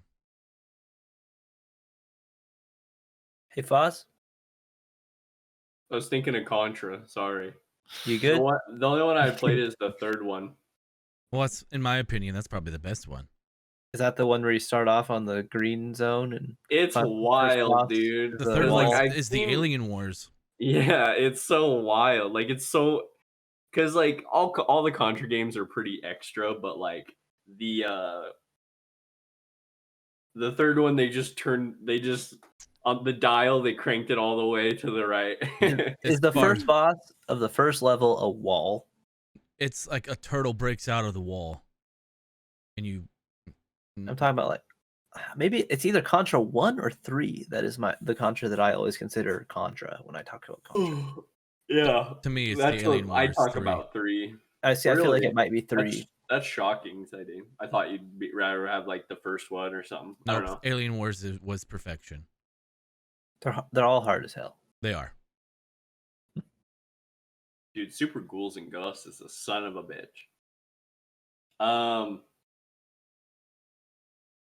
You good? Yeah, are we good? Good. I think we're good. I'm I think good. we're all kind of drawing blanks now. We got it out. Whip, I'm empty. Good. The well ran dry. Speaking of dry, Get yourself a drink, sir. So the Cameron, maybe you can rip with this for a second. So we're gonna talk about graphics, cause you want me to rip? Damn it. So the new 3080 came out today, boys. It's actually out? Yeah, it came out 6 a.m. Pacific time, and I tried to buy that because that's 8 our time, and 3 minutes. I had it in the cart. I literally was on there at 8. The Sun Gun crashed like 3 times trying to load it. I got to EVGAs, added it to my cart. It was $750. I was gonna ask the price point. Or it was like $730, but either way, added it to the cart. Took the screenshot and sent it to the group chat and was like, "Dare me? I was gonna do it regardless." Oh, you took too Went much back. time. Went back, went to my cart, sold out. Oof. hubris. So F. the reason I'm salty about this, other than not getting it, which sucks, I'm one of the dumb people who spent $1,200 on a graphics card, and now this brand new step down, even generation newer, but one step back, is $500 cheaper and 20% better than what I have now. So my value has dropped hard. I was buying that. Honestly, I wasn't going to use it for myself because I'm going to buy the equals to mine basically for the new series. I was hoping that one of you guys or our other buddy would have bought it off me, like at no profit. I just wanted to get somebody one because that's not going to be available again for a while. So in this new 3000 series, there's not going to be a TI, right? I don't No. think so. I think the 3090 is going to be like The Yeah. TI. yeah. Okay. I don't really know anything about it. so I'm pretty sure the Other than 3090 is like what you've told me. I feel like the performance has been pretty good. As far as like the 3080 versus the 2080 Ti, my favorite YouTuber who does hardware reviews is Gamers Nexus. I think they do like some of the like best, most thorough, most scientific testing of everything. It's not Uh, Linus they're Tech really- Tips. How dare you? No, dude, Linus couldn't fuck a shake and Linus could not shake a fucking stick in Steve Burke's direction. I'm telling you, Steve knows his fucking shit. He's really good. But I'm with anyway, you. the lesson learned was like, so a 3080 is basically like a overclocked 2080 Ti with extra RT cores. It's like my takeaway. I agree. That's what I found too. Base clock is like 20% better than the 2080 Ti, but I mean, if you have a partner card, especially Cam, you have an EVGA card, don't you? Yeah. So if you have like a pretty decent card, you could squeeze an extra 20% out of that. And we're also kind of at a confusing time because I also heard that the performance scales differently in rasterized games versus like ray tracing games. So like Interesting. I want to say that the 3000 series has like more RT cores than their 2000 series equivalents did, which is the ray tracing cores. So like if you take, I guess there isn't like an exclusively ray trace title even, but if you take any game that it all relies heavily on ray tracing, the 3080 is going to scale a lot better than an overclocked 2080 Ti would, just because it has more. Who Which does ray makes it a tracing? little bit. It makes it So- kind of confusing. Yeah.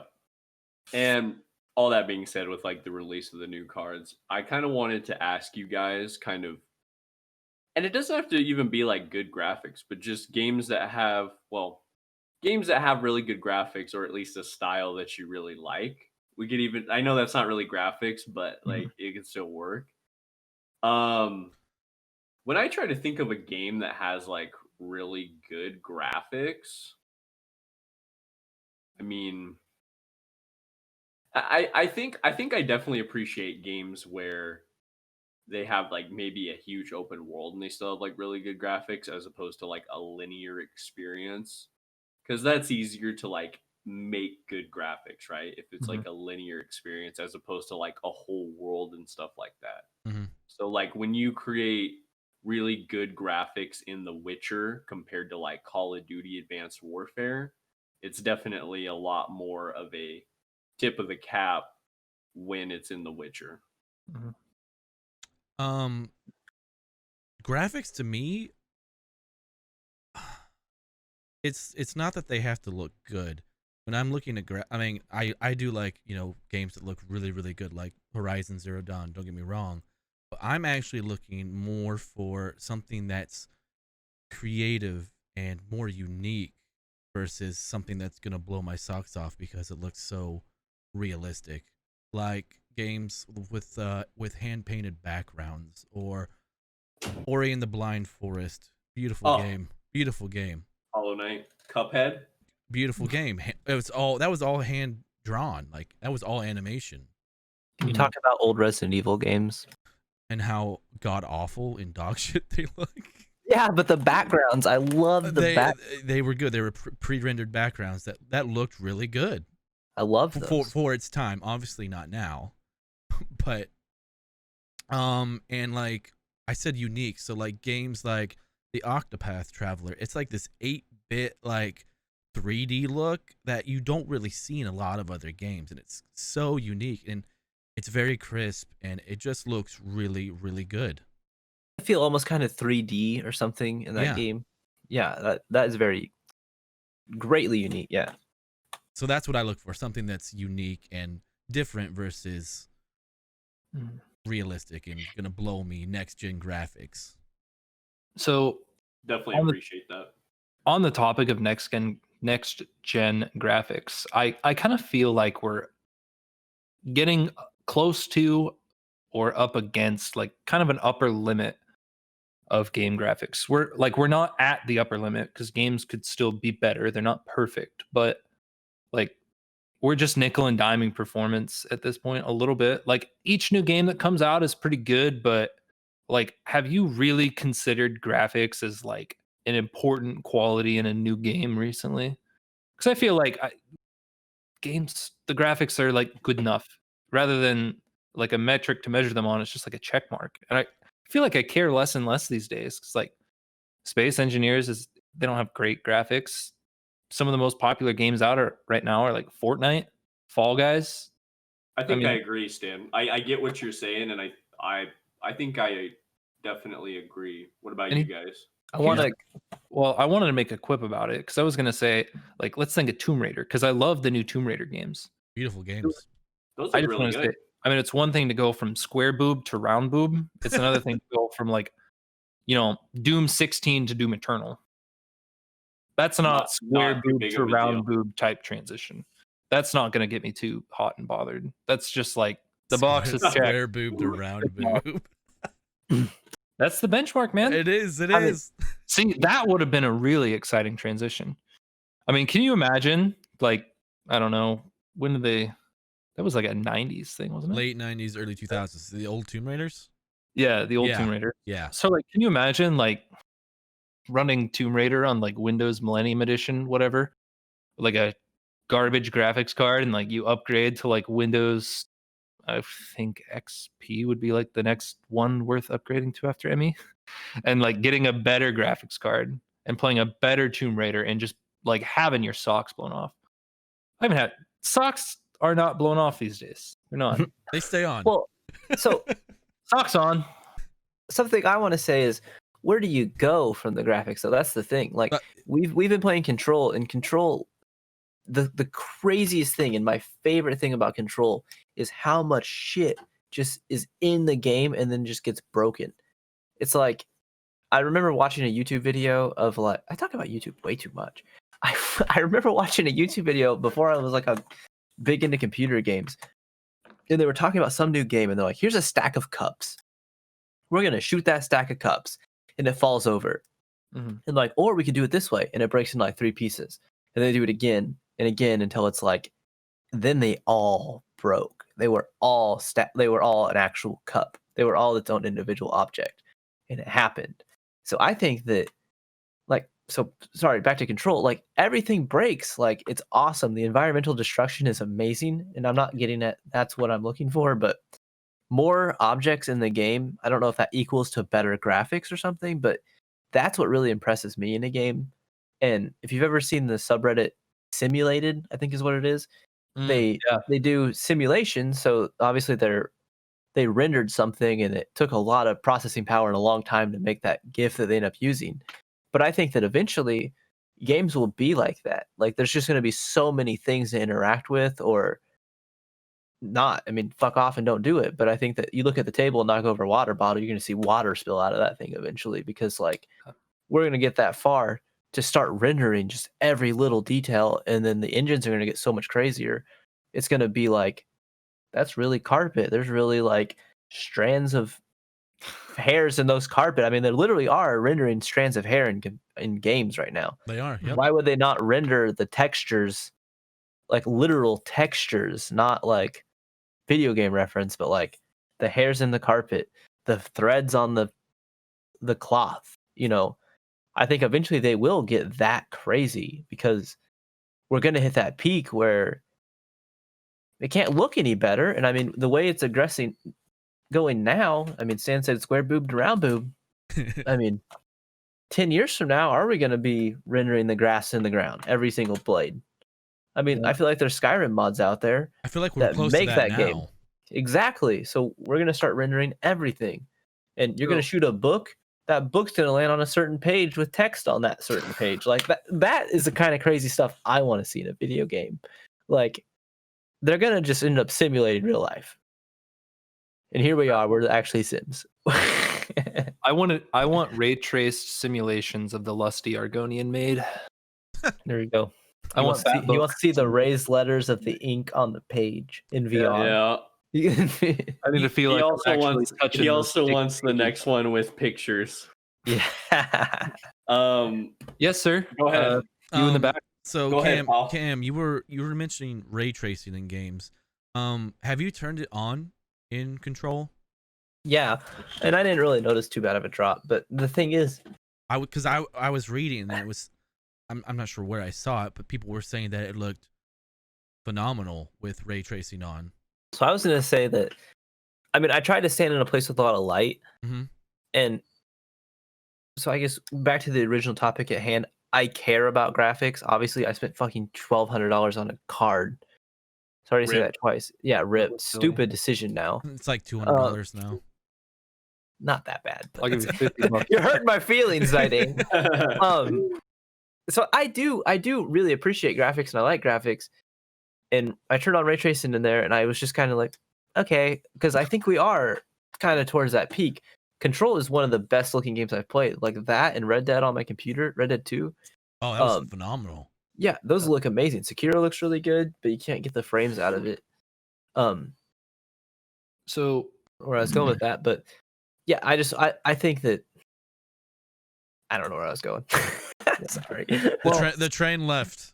The train Yeah. left. Sorry. oh, that's cool, man. Got too You into it. you touched on something that I've kind of been itching to talk about since we started talking ray tracing.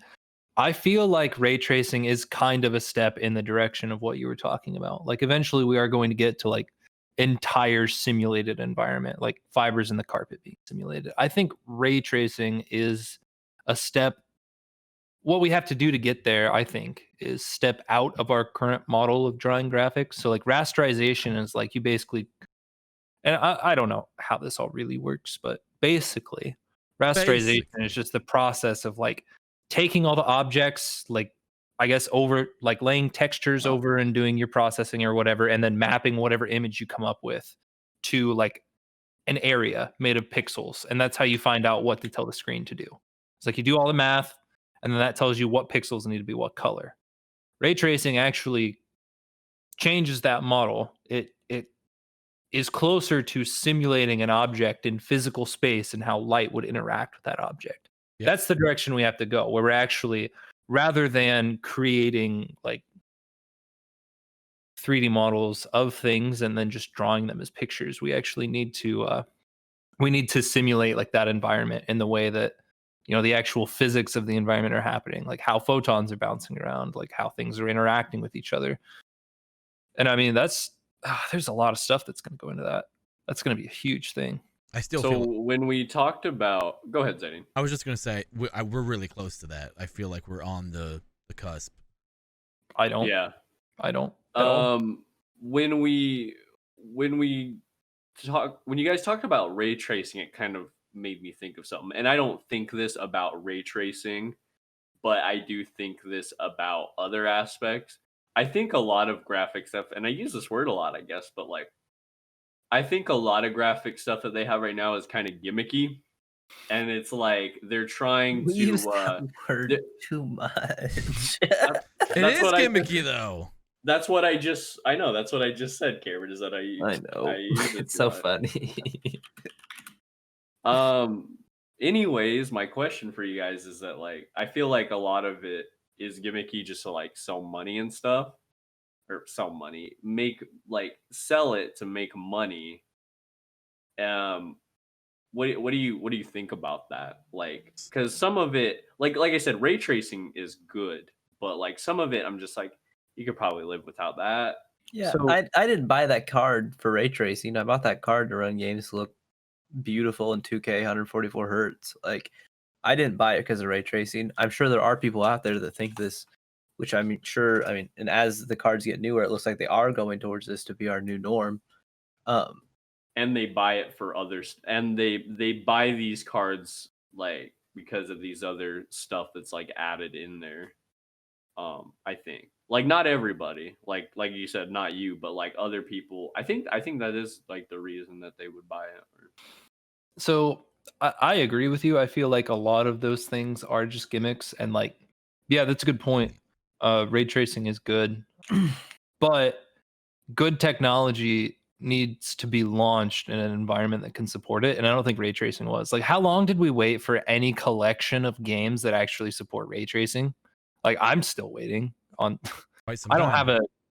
have a 20 series card or anything. Yet. I still have a 1080. 1080 so- Ti, baby. Ray tracing went right over my head. I've never had anything to do with it. But I mean, like we said, or like I said, the initial response was kind of like, that's cool.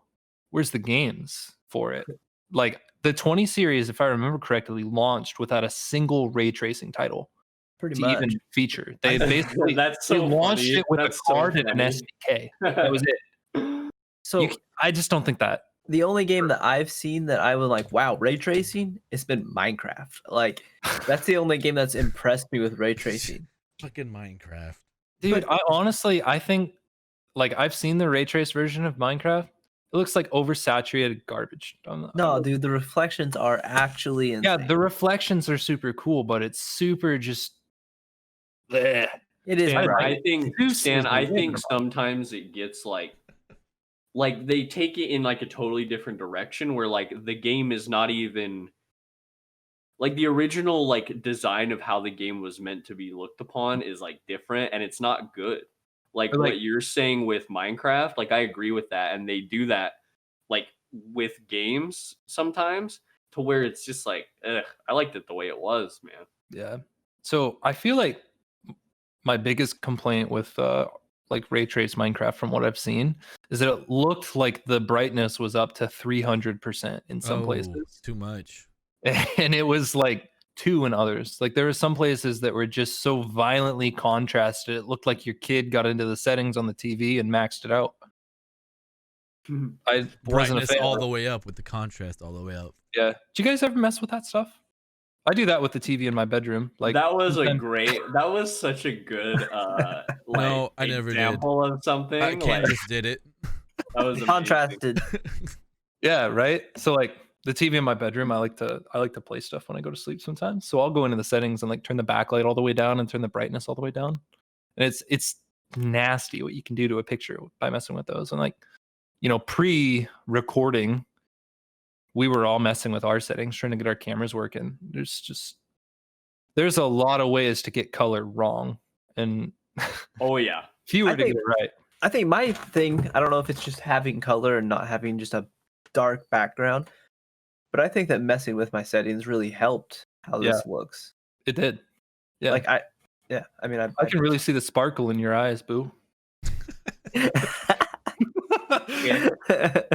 I make that creepy enough? I'm sorry. Probably like the God biggest. damn it. I think one of the biggest takeaways is something that I really agree with you on, Zidane, is that like I think it's really great when they like Cuphead and Ori, which Ori is such a good fucking game.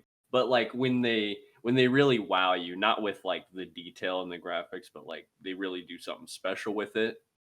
So I definitely think that that's an important aspect, and I'm glad you brought it up. Are we good? I wanted to hit on what you just said about style. I can't bring anything straight to mind, or I can. I mean, Wind Waker. Stan would love to go on that too. Anything with style, something that you can, if you can make a game and you can make that style like everlasting and let it just keep giving. Wind Waker, it's gonna look great. I think that Breath of the Wild's always gonna look good now. Because it's But- stylized. And It's not Exactly. trying to be realistic. Cuphead is always gonna look good. Like, Yep. and but it always comes back to, Ori. is stylized cartoony? Like it almost has to be, I think, because like it's the only way that you can hit the performance specs at that game and make it, and make it work. So Octopath Traveler, like 3D, it's like 3D, 2D, It's like 16-bit 3D. like that never existed really before. Now we have the hardware to make that happen. Yep. And we'll always have the hardware to make that happen now. So it's, that's the new style. We couldn't do that before, and that's awesome. So I'm really curious to see what other things they do.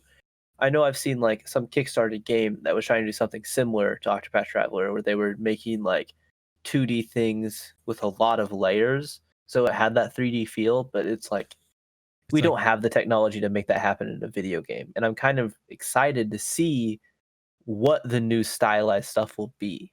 Because, 3D, 2D, I mean, it makes sense, maybe when I can gesture how that would look. Yeah. I'm excited to see what we're soon to be capable of. I think there's going to be a lot of like different layers and a lot of textures involved, like different art styles implemented into one game. And I think that's going to be super cool to see how we get those stylized games in the future. Because I feel like more recently, the most recent game we've said here, I know they released a new Ori, but it kind of went with the same old art style. Mhm. Cuphead's the most recent one, and that's from like 2016 now, I think.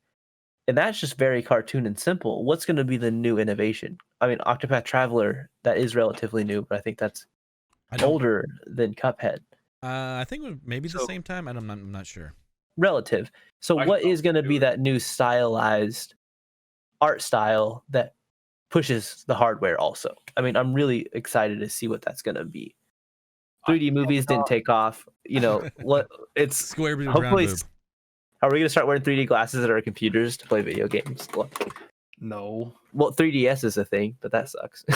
So I'm curious to I see like how the 3DS. games It look. always worked okay for me.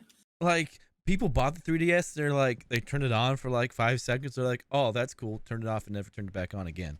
That's what I did. So here, I want to backtrack a little bit because what Cameron said about like what's the next thing is going to be really exciting. And I've seen something. I can't remember an example where I saw this in, but I saw it in a YouTube video. They were talking about games that use like optical illusions to create like really mind-bending puzzle. I remember the video was called what's the non-Euclidean video games. So like video games that like don't follow the rules of geometry in our real world. So like the trick that they use, like there was one example where you go down part of the puzzle is like you have to go down a staircase, but when you go down the staircase, like you're teleported back to like a hallway before the staircase. So you actually just go in circles, but it's done in a way that it seems completely seamless. PT? Or another one, Yeah, I was gonna say, is this PT? maybe, but another one was like it was a puzzle game. So like you walk into a room and let's say there's like a door on a like high platform that you have to get to, but you can't reach it. And there's a cube in the corner, but the cube's only like this big. When you pick the cube up, the cube in your perspective is constant, not the actual relationship. So if you back up and your perspective is that the cube is large enough to fit that, you drop it and it actually is that big. I'm so glad. Hop on it and hop up there. I think those kind of mind benders where we're actually like, all right, like we're bored of simulating the real world and how things work here. So let's bust the 3 dimensions. Let's start rendering things in 4 dimensions. Let's make a 4-dimensional sphere. Right. No, so I'm so glad you brought that up, because that is something that was a new innovation a while ago. So that came to Reddit and people were like, check this out, and nothing happened of it. It went to like Steam Greenlight or something. Mm-hmm. And I think that they had these tech demos basically that they showed, and that's what you're talking about, is like they would do some things where they'd make like a path really long, like a board, so they could fit the gap. But they just didn't have the technology to make that into a full game. And like they had to get there first. We weren't there yet. So I think it took a long time for that game to actually get a release. I don't think it's still even released. Well, I feel you could almost make that same argument about any kind of gaming technology. So you remember when we were going to school together and I brought like a cardboard headset that you put your phone in and that's how you played VR games? That was pre-Vive. Yeah, I brought a Google Cardboard kit to school one day. I was the coolest kid in there. But like, I also want to say, like, how long ago did NVIDIA start playing with the idea of ray tracing? Like, hey, let's stop rasterizing things and let's start like actually mapping the rays of light through space as they hit an object. I feel like that probably happened in like 2010. And I feel like, VR took a really long time to take off. I remember when I was playing VR for the first time, I felt like every game, I was gonna say the word gimmick, but because we say it so much, I actually went to gimmick.com. So it's an artifice. Gimmick. It's a what? Artifice. a hoax or clever act. All the games were. I don't like it. Gimmick. I like the word. I want gimmick. Contrivance. Absolute contrivance. Nope. There's only one word to use, and it's gimmick. It's a controversy. Yeah. Well, I mean, a lot of the early VR experiences were really just like gimmicky VR experience. They felt like technical demos. Like, yeah, you can stand here and look around. There's like a low poly pigeon flying around, but that's it. But then, that's part of the reason I never took a few years. Was interested in it, especially in the beginning. And I mean, I feel like there's just so many variables that go into that, because like you have to develop the technology, but it's kind of like a cat and a mouse game. Like, imagine being NVIDIA. Hey, this ray tracing thing sounds really cool, but are we going to convince developers to write for it? I mean, they obviously didn't think about that too hard because they released before asking the developers to make any fucking games for it. But people still went out and bought it. Right? I just think it takes a while for that any new gaming technology to go from like conceptualization to actual like realistic thing, and there's a lot of growth stages in between. Like, I feel like the 2000 series cards are going to be remembered as kind of like a weird thing. I feel like, the Google Cardboard, it's a meme that I even brought that up. That's a silly thing. That's Google stupid. Cardboard. Yeah. Like, but at the time it was bleeding edge. That was what you did if you didn't have like $700 to buy the first generation Vive, which is worth like $300 now. Coolest and now kid that we have in the class, Vive. dude. Cool. Yeah, he was the coolest kid in the class. Yeah. And now look at VR, dude. The index is wild. The index is wild, man. And I feel like that's also a direction that's going to take off a bit, because that is Valve it's kind of does like everything right, though. Yeah. Here's Dude, something. Controllers also. Here's something bold. I'm going to say, I think VR potentially could be to video games what video games are to movies. We touched on that earlier. Said like video games are so much more immersive and interactive than movies. I think 100%. VR games, when done correctly, are a lot more immersive and interactive than regular video games. Because another really cool thing about Half-Life Alyx, which was the like flagship 0-day or that's not what they call it, release day game. Yeah, for the Index. Release title. Yeah, it was like a Valve release title for the Index. one of the coolest things about that was how interactive the world was. Like you could pick junk up off the ground and throw it around. I remember I put Cameron's headset on and so I have a habit. I pick stuff up in real life. I'll kind of flip it around like that. I picked up like a can in the game and I was like throwing it up in the air, flipping it around in VR and stuff. That felt good. Whole new level of thing where like my actual real life habits and personality just kind of bled into the game. Well, you feel natural when you don't have to hold the controller. It's strapped to your hand in a comfortable way, and you know your default resting position is having your hands open. Like it's nice. It's definitely gonna be like the next step, like for sure. I mean, it already is like the next step, and like that's what they're gonna continue to improve upon. And it'll just get better and better. But you're right, Stan. In the beginning, it was like basically just tech demos, and now we've got stuff like Alex. So we've definitely come a really long way. And like I said, I think it's just going to keep going, keep going. Yeah, I mean, eventually Elon Musk is just going to stream video games right into your eyeball. Right into your eyeballs. me and Elon are just going to be standing next to each other, you know, interacting with whatever game and. It's like Cameron's story from earlier with him and Liz, except me and Elon Musk. But we're just both on the couch and there's just like Tesla video game beams right into our eyes. Sounds like a good way to spend time. Hit me up, Elon.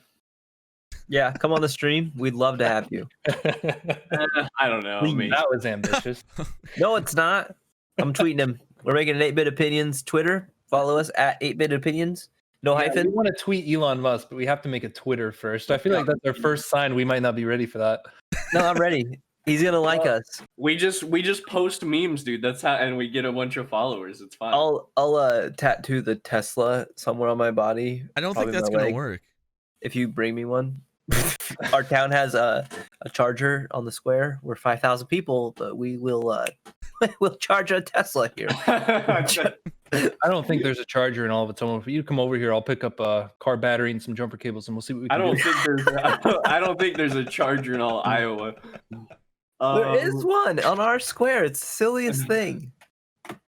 That is pretty silly. So I think you can charge an electric car just like off your house. Yeah, you need like 220 or something to do it, but yeah, you can. If you use 220, it takes a little bit shorter. I think you can charge them on 110 though. Interesting. This is plug it in with like a normal Tesla. 3-prong. Now it's a Tesla podcast. Yeah. Yeah, this is an electric vehicle enthusiast. We're just all over the place. I love it. That's a great market. We should definitely tap into that. Absolutely not. Okay, so like legitimately, a lot of I just read an article about an automaker making a pledge to go like all electric vehicles by a certain date. And that's kind of the way everybody's going. Like Chevy, I never thought I'd see Chevy make an electric vehicle. Like when electric vehicles were a new thing. I remember when like the Nissan Leaf was like this weird, crazy, cutting edge hybrid or like zero emission, whatever car. I saw that weird stuff and I'm like, that's weird. Like that's gonna be a big step to get to that. And now like Ford, Chevy, and Toyota, all of them, they're all putting out electric vehicles. Electric Hummer, dude. That's when you know. No, dude, I'm going mudding in an electric vehicle. You're not gonna hear me tear up them fucking ruts. go mudding in your electric Hummer, dude. They have a lot of torque. Hummer, I'd use it to shock myself. Because you're an idiot for buying an electric Hummer. Yeah. What I've gotten from this conversation is that we've come a long way, boys. We've got all this great stuff in 3D, and we've got all this great stuff with Tesla and electric cars, man. It's a great time it's a great time to be alive, boys. Let's go. Get Elon Musk in here. There's probably going to be better times, but this is all right for now. Hey, hey, why you gotta do that, pal? I was trying to be happy and lighthearted. Dude, you just had to shit on it. Come on now. Well, I'm sorry, I'm getting shit on right now. I'm working from home for the next 2 weeks. Are we good? I have one more thing to say about video game graphics, I guess, and uniqueness. There's this game called. It was originally released on the PS3. It got ported over to the PS4. It's called Dragon's Crown Pro. Obviously the PlayStation 3 version was just Dragon's Crown, but Dragon's Crown Pro, it's visually unique, and How so? it's just the way, I don't even know how to explain it. It's just when you look at it, it's the art style is unlike anything that you've seen. Like the characters, you'll look at them, you'll go, "What the fuck?" But you still want to play it just because it's so unique. It's definitely provocative. At times, some of the character models. But it's just, you seeing it, Stan? Wait, Yeah, this is so waifus odd. on Google Images right now. Yeah. Are you Why looking- do they waifu look so stream? weird? Their head is so small. It's unique though. That's what I like about graphics. When a game can do that, and you're like, how did you even think about this? You know. So Dragon's Dude, it Crown kinda- Pro. It kind of breaks my brain when I'm looking at them. It's a side scroller beat 'em up RPG, which you can play couch co-op if you'd like. What the fuck? It's good. Made Oh, it looks like a really cool game. It's just like you said, like when I look at these characters, my brain just like kind of gives out because they don't look right at all. Yep, they don't. Proportions are screwed up, Yeah. especially on the sorceress. But those are I'm okay not- ones. Sure what I can only assume. I'm lazy. I'm too lazy to type this in. I'm just sitting here talking, and I can only assume now. You've assumed correctly. All I right. look like such a stubborn son of a bitch because you guys were like waifus. I'm not talking about that. But anyway, like that's all I these got about the graphics- graphics thing and Can't- uniqueness. Zaydin, I'm gonna drop an image in general. I want you to tell me if that's actual gameplay footage. Because if it is, I'm gonna order this game right now. I can't switch it. It'd screw up the scene. But yes, Yeah. I'll look, when we're done, I'll look for you. Stream popped out. Pro tip: pop your stream out. Nope, No, not doing it's it. yeah. Why? I can't. Keep it. We can't I have ruin the Discord ruin on the one- vid.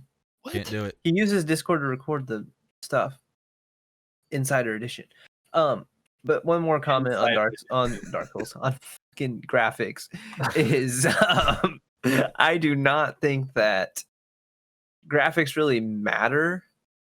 It's an added bonus because I mean we didn't have what was considered good graphics. Did anyone who played the first Mario ever can say, "Man, these are good graphics"? You know, But the Castlevania, 8-bit, Metroid, the anything like 16-bit era, or specifically the 16-bit era, that style of graphic is timeless. Yeah. it is So- because it's going to be very wonder- recognizable. No, I you, would you really can like- go back to it and play it and be like, this still looks good.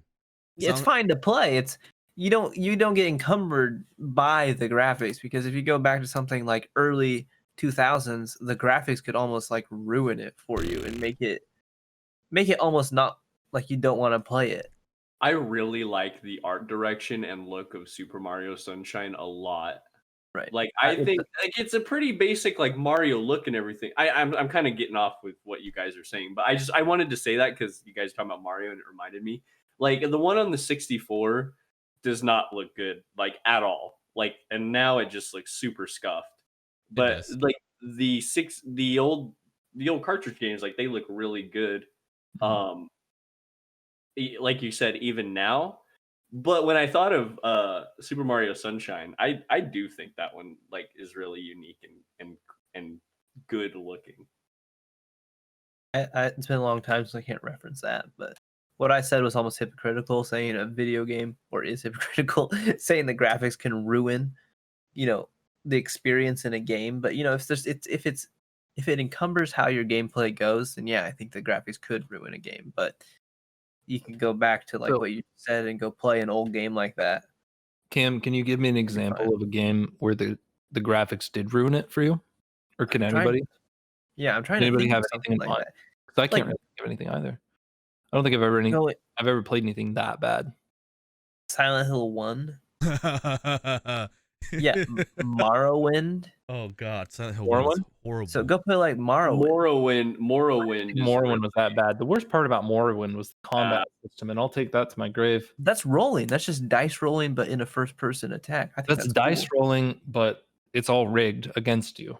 No, it's not. It's rigged against you early because you don't. Listen, Have, you dude, see- if I literally watch the model of my weapon clip through another character and it doesn't hit, that's a load of garbage. Because it's a roll. That's You're dumb. just doing the act of That's doing doo-doo. it and you're seeing it. Doo-doo. But yeah, so there are games out there that the graphics can hinder how well you're doing in the game. I remember So that's playing, when I don't like that. playing So Silent Hill 1 for the first time, and even then, I knew obviously the PlayStation 1 was one of the first systems, into 3D realm alongside 64. It looked like garbage then, and it looks so like bad. garbage now. See? It always looked like shit. But and it wasn't the time because there were games that looked really good, like Crash. I think that looks really good. I mean, it's old, but like it looks a lot better than fucking Silent Hill does. I want to go play I Spyro. think it goes back to what we were saying. Like, I definitely agree. I think it was Cameron said this. I'm sorry, I can't remember, but like, the more cartoonish look is usually better than like the real world look, in my opinion. Dude, every fucking Call of Duty looks the exact same, dude. It's so Dude. boring.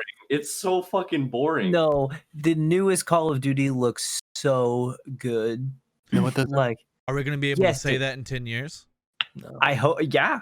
So, but my point is, it looks the same as the rest of them, Cameron. That's what I I'm don't think so at Whereas, all. like, Spyro has like its own Okay. own look. Yeah, but they're trying to be the best they can be in that generation. Modern Warfare 2 look the exact same Right. game. I'm defending the newest one. I think the newest one Okay. is one of the best looking games right now. So I feel like we already touched on that a little bit. It's a pretty linear game. I feel like that's pretty easy to get right.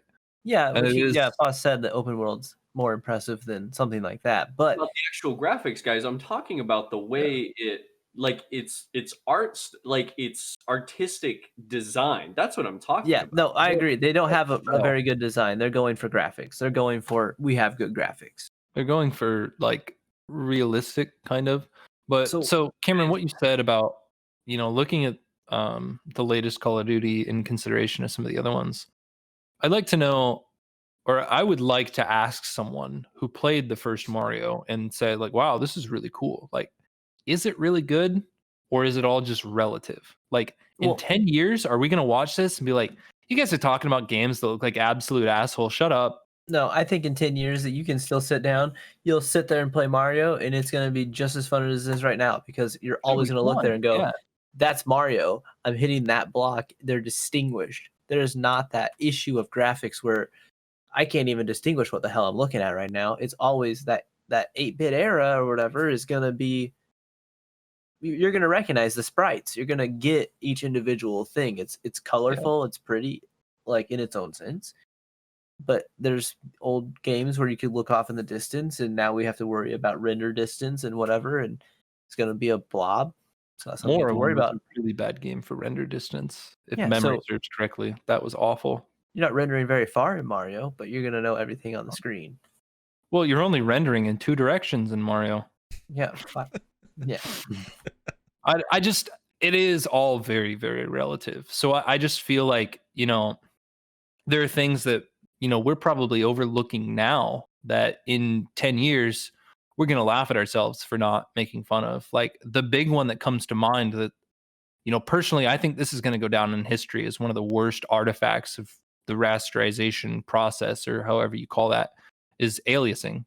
So anti-aliasing is kind of a less of a big deal now that we're all playing on 1440p or 2160p monitors.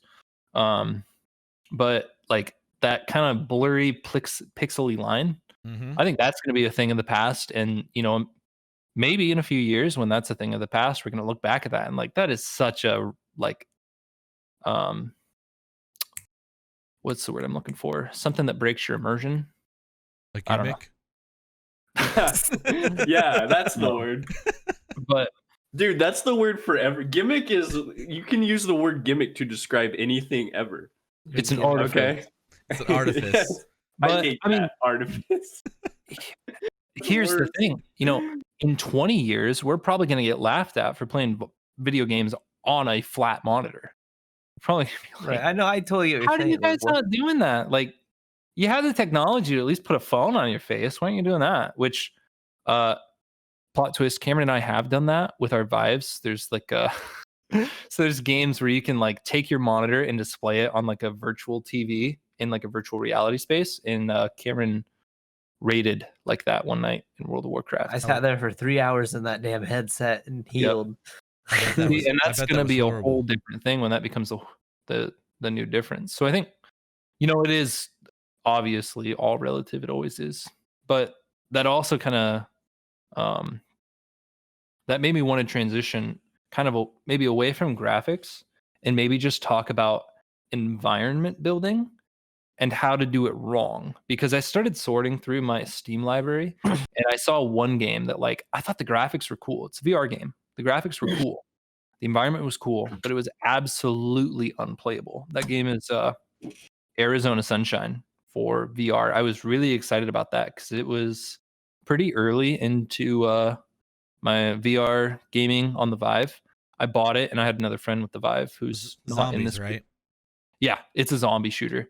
There's a multiplayer experience, but the multiplayer experience, I think, like, you must have been hosting the server and your friend must have been going to you directly or something, because it was just absolutely unplayable in multiplayer. Like, low frame gameplay on a monitor is bad. Imagine that in your eyes. It makes you want to throw up. I bet. And fall over.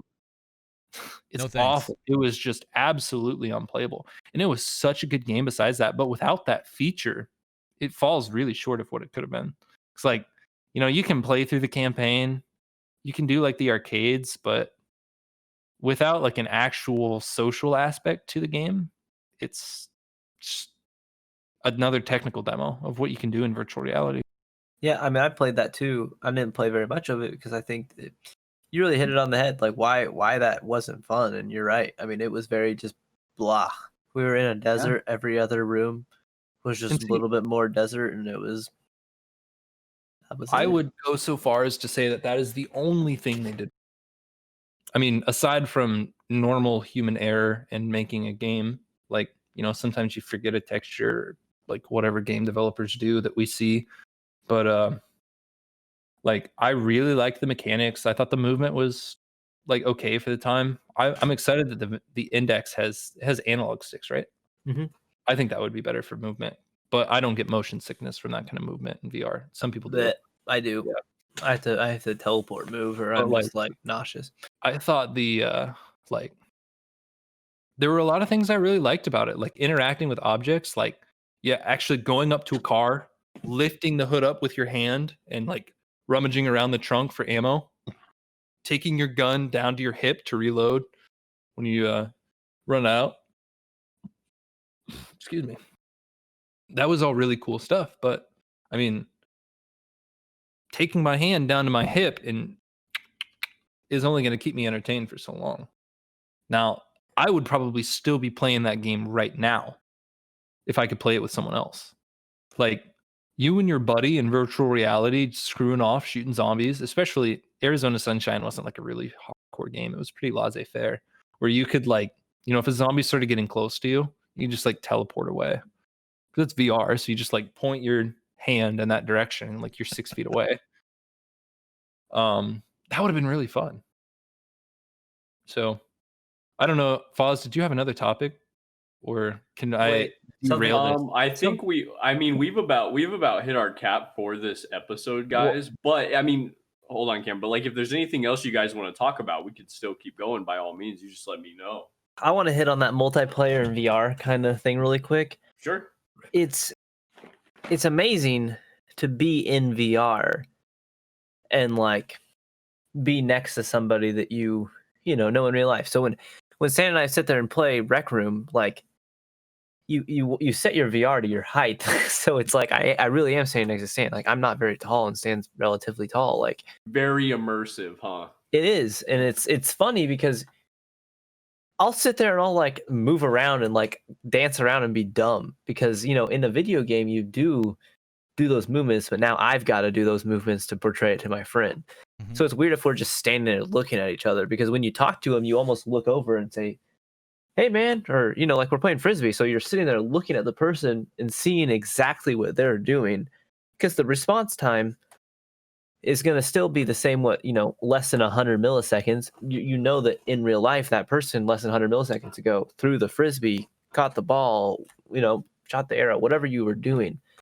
And it's super cool to see somebody. And I mean, there's only a few handful of us people that have, the VR and played together, but Stan and I played a lot together, and it really does almost kind of feel like we're together in those moments, because you've got your headset on, you're only seeing there, and like it'd be even crazier if like there was proximity chat and it came from the direction he was talking to me from, because then I'd look around and be like, oh, hey, what's up? Like, you want to look at them, you want to interact more because you're immersed, and it's super cool. Like, Takes it to the next level. it Rec does. Room- And Sorry, man. I was done. I was just gonna say, Rec Room is proof that VR multiplayer can be done right. Absolutely can. And it's free. Yeah, it is. Those guys did a pretty good job. That's just like a solid VR game all around, because it's almost like someone took all like the gimmicky VR experiences and just put them into something that actually stands as a game. And there's So, like- community content, so that's going to just keep going. Yeah. Like did we have Racer come with us along one of those like Missions. Yeah, one of those missions where you're like, Quests. yeah, you're in like a high school locker room / auditorium shooting at like these monsters with like a bow and arrow, and Like actually made out of cardboard. you're notching an arrow with your controllers. That was a Yeah, lot that of was fun. cool. And Like, you had a sword and actually- a shield. Yeah, so you could like hold up your shield and actually block things and then hit people. And then I think they had like wands and stuff. So you, Mhm. like, You're making me see really almost want how- a VR headset. Oh, it was so cool. Those were if you super didn't want fun. one before, you're wrong. I don't have one. I've played VR like once, and that was with Cam. Well, and it's really exciting to see, like, and I said this before, but like, it's really exciting. You guys are kind of talking about it already, but it's exciting to see where it's gonna go next, and it's just gonna, like I said, it's just gonna keep getting better and better. We've already come such a long way that the next thing, I mean, it'll just be the next level of immersion, playing Mhm. like literally in VR, playing video games with your friends. It's gonna feel like you're right there next to them, doing whatever you're doing. So, Yeah, Elon Musk in your eyeballs. yeah. Play VR with me, Elon Musk. Elon, come play VR, bud. I'd run around some. Yeah, At me on Twitter, pal. I want to play catch with the frisbee with you, please. Dude, imagine being able to tell your friends you played frisbee in VR with Elon Musk. I'd Dude. rather do it in real life. How interesting would that be? Have you ever That'd be watched good him if it's talk cool. on like the Joe Rogan podcast? Uh huh. He's an interesting guy. That would be really fun. I want him on the podcast. This That's how is we now know an we made it. Elon Musk fan show podcast. Absolutely not. I know little about the guy, and but I like it. electric cars. That's what we talk about here, fellas. Yeah. Like, comment, share, and subscribe. Talk about electric cars. Comment your favorite electric car. Nissan Leaf. No, it was a Chevy Hummer. Volt. Chevy Volt. The Hummer, Chevy baby. Volt. The Chevy Volt is a cool name for that's actually a cool name. Too bad the car is kind of shite. They are. I knew a girl who had one and she wrecked it one like last winter or 2 winters ago. F.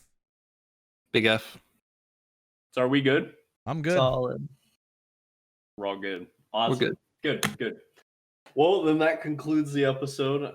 We did really well on those two subjects for that long.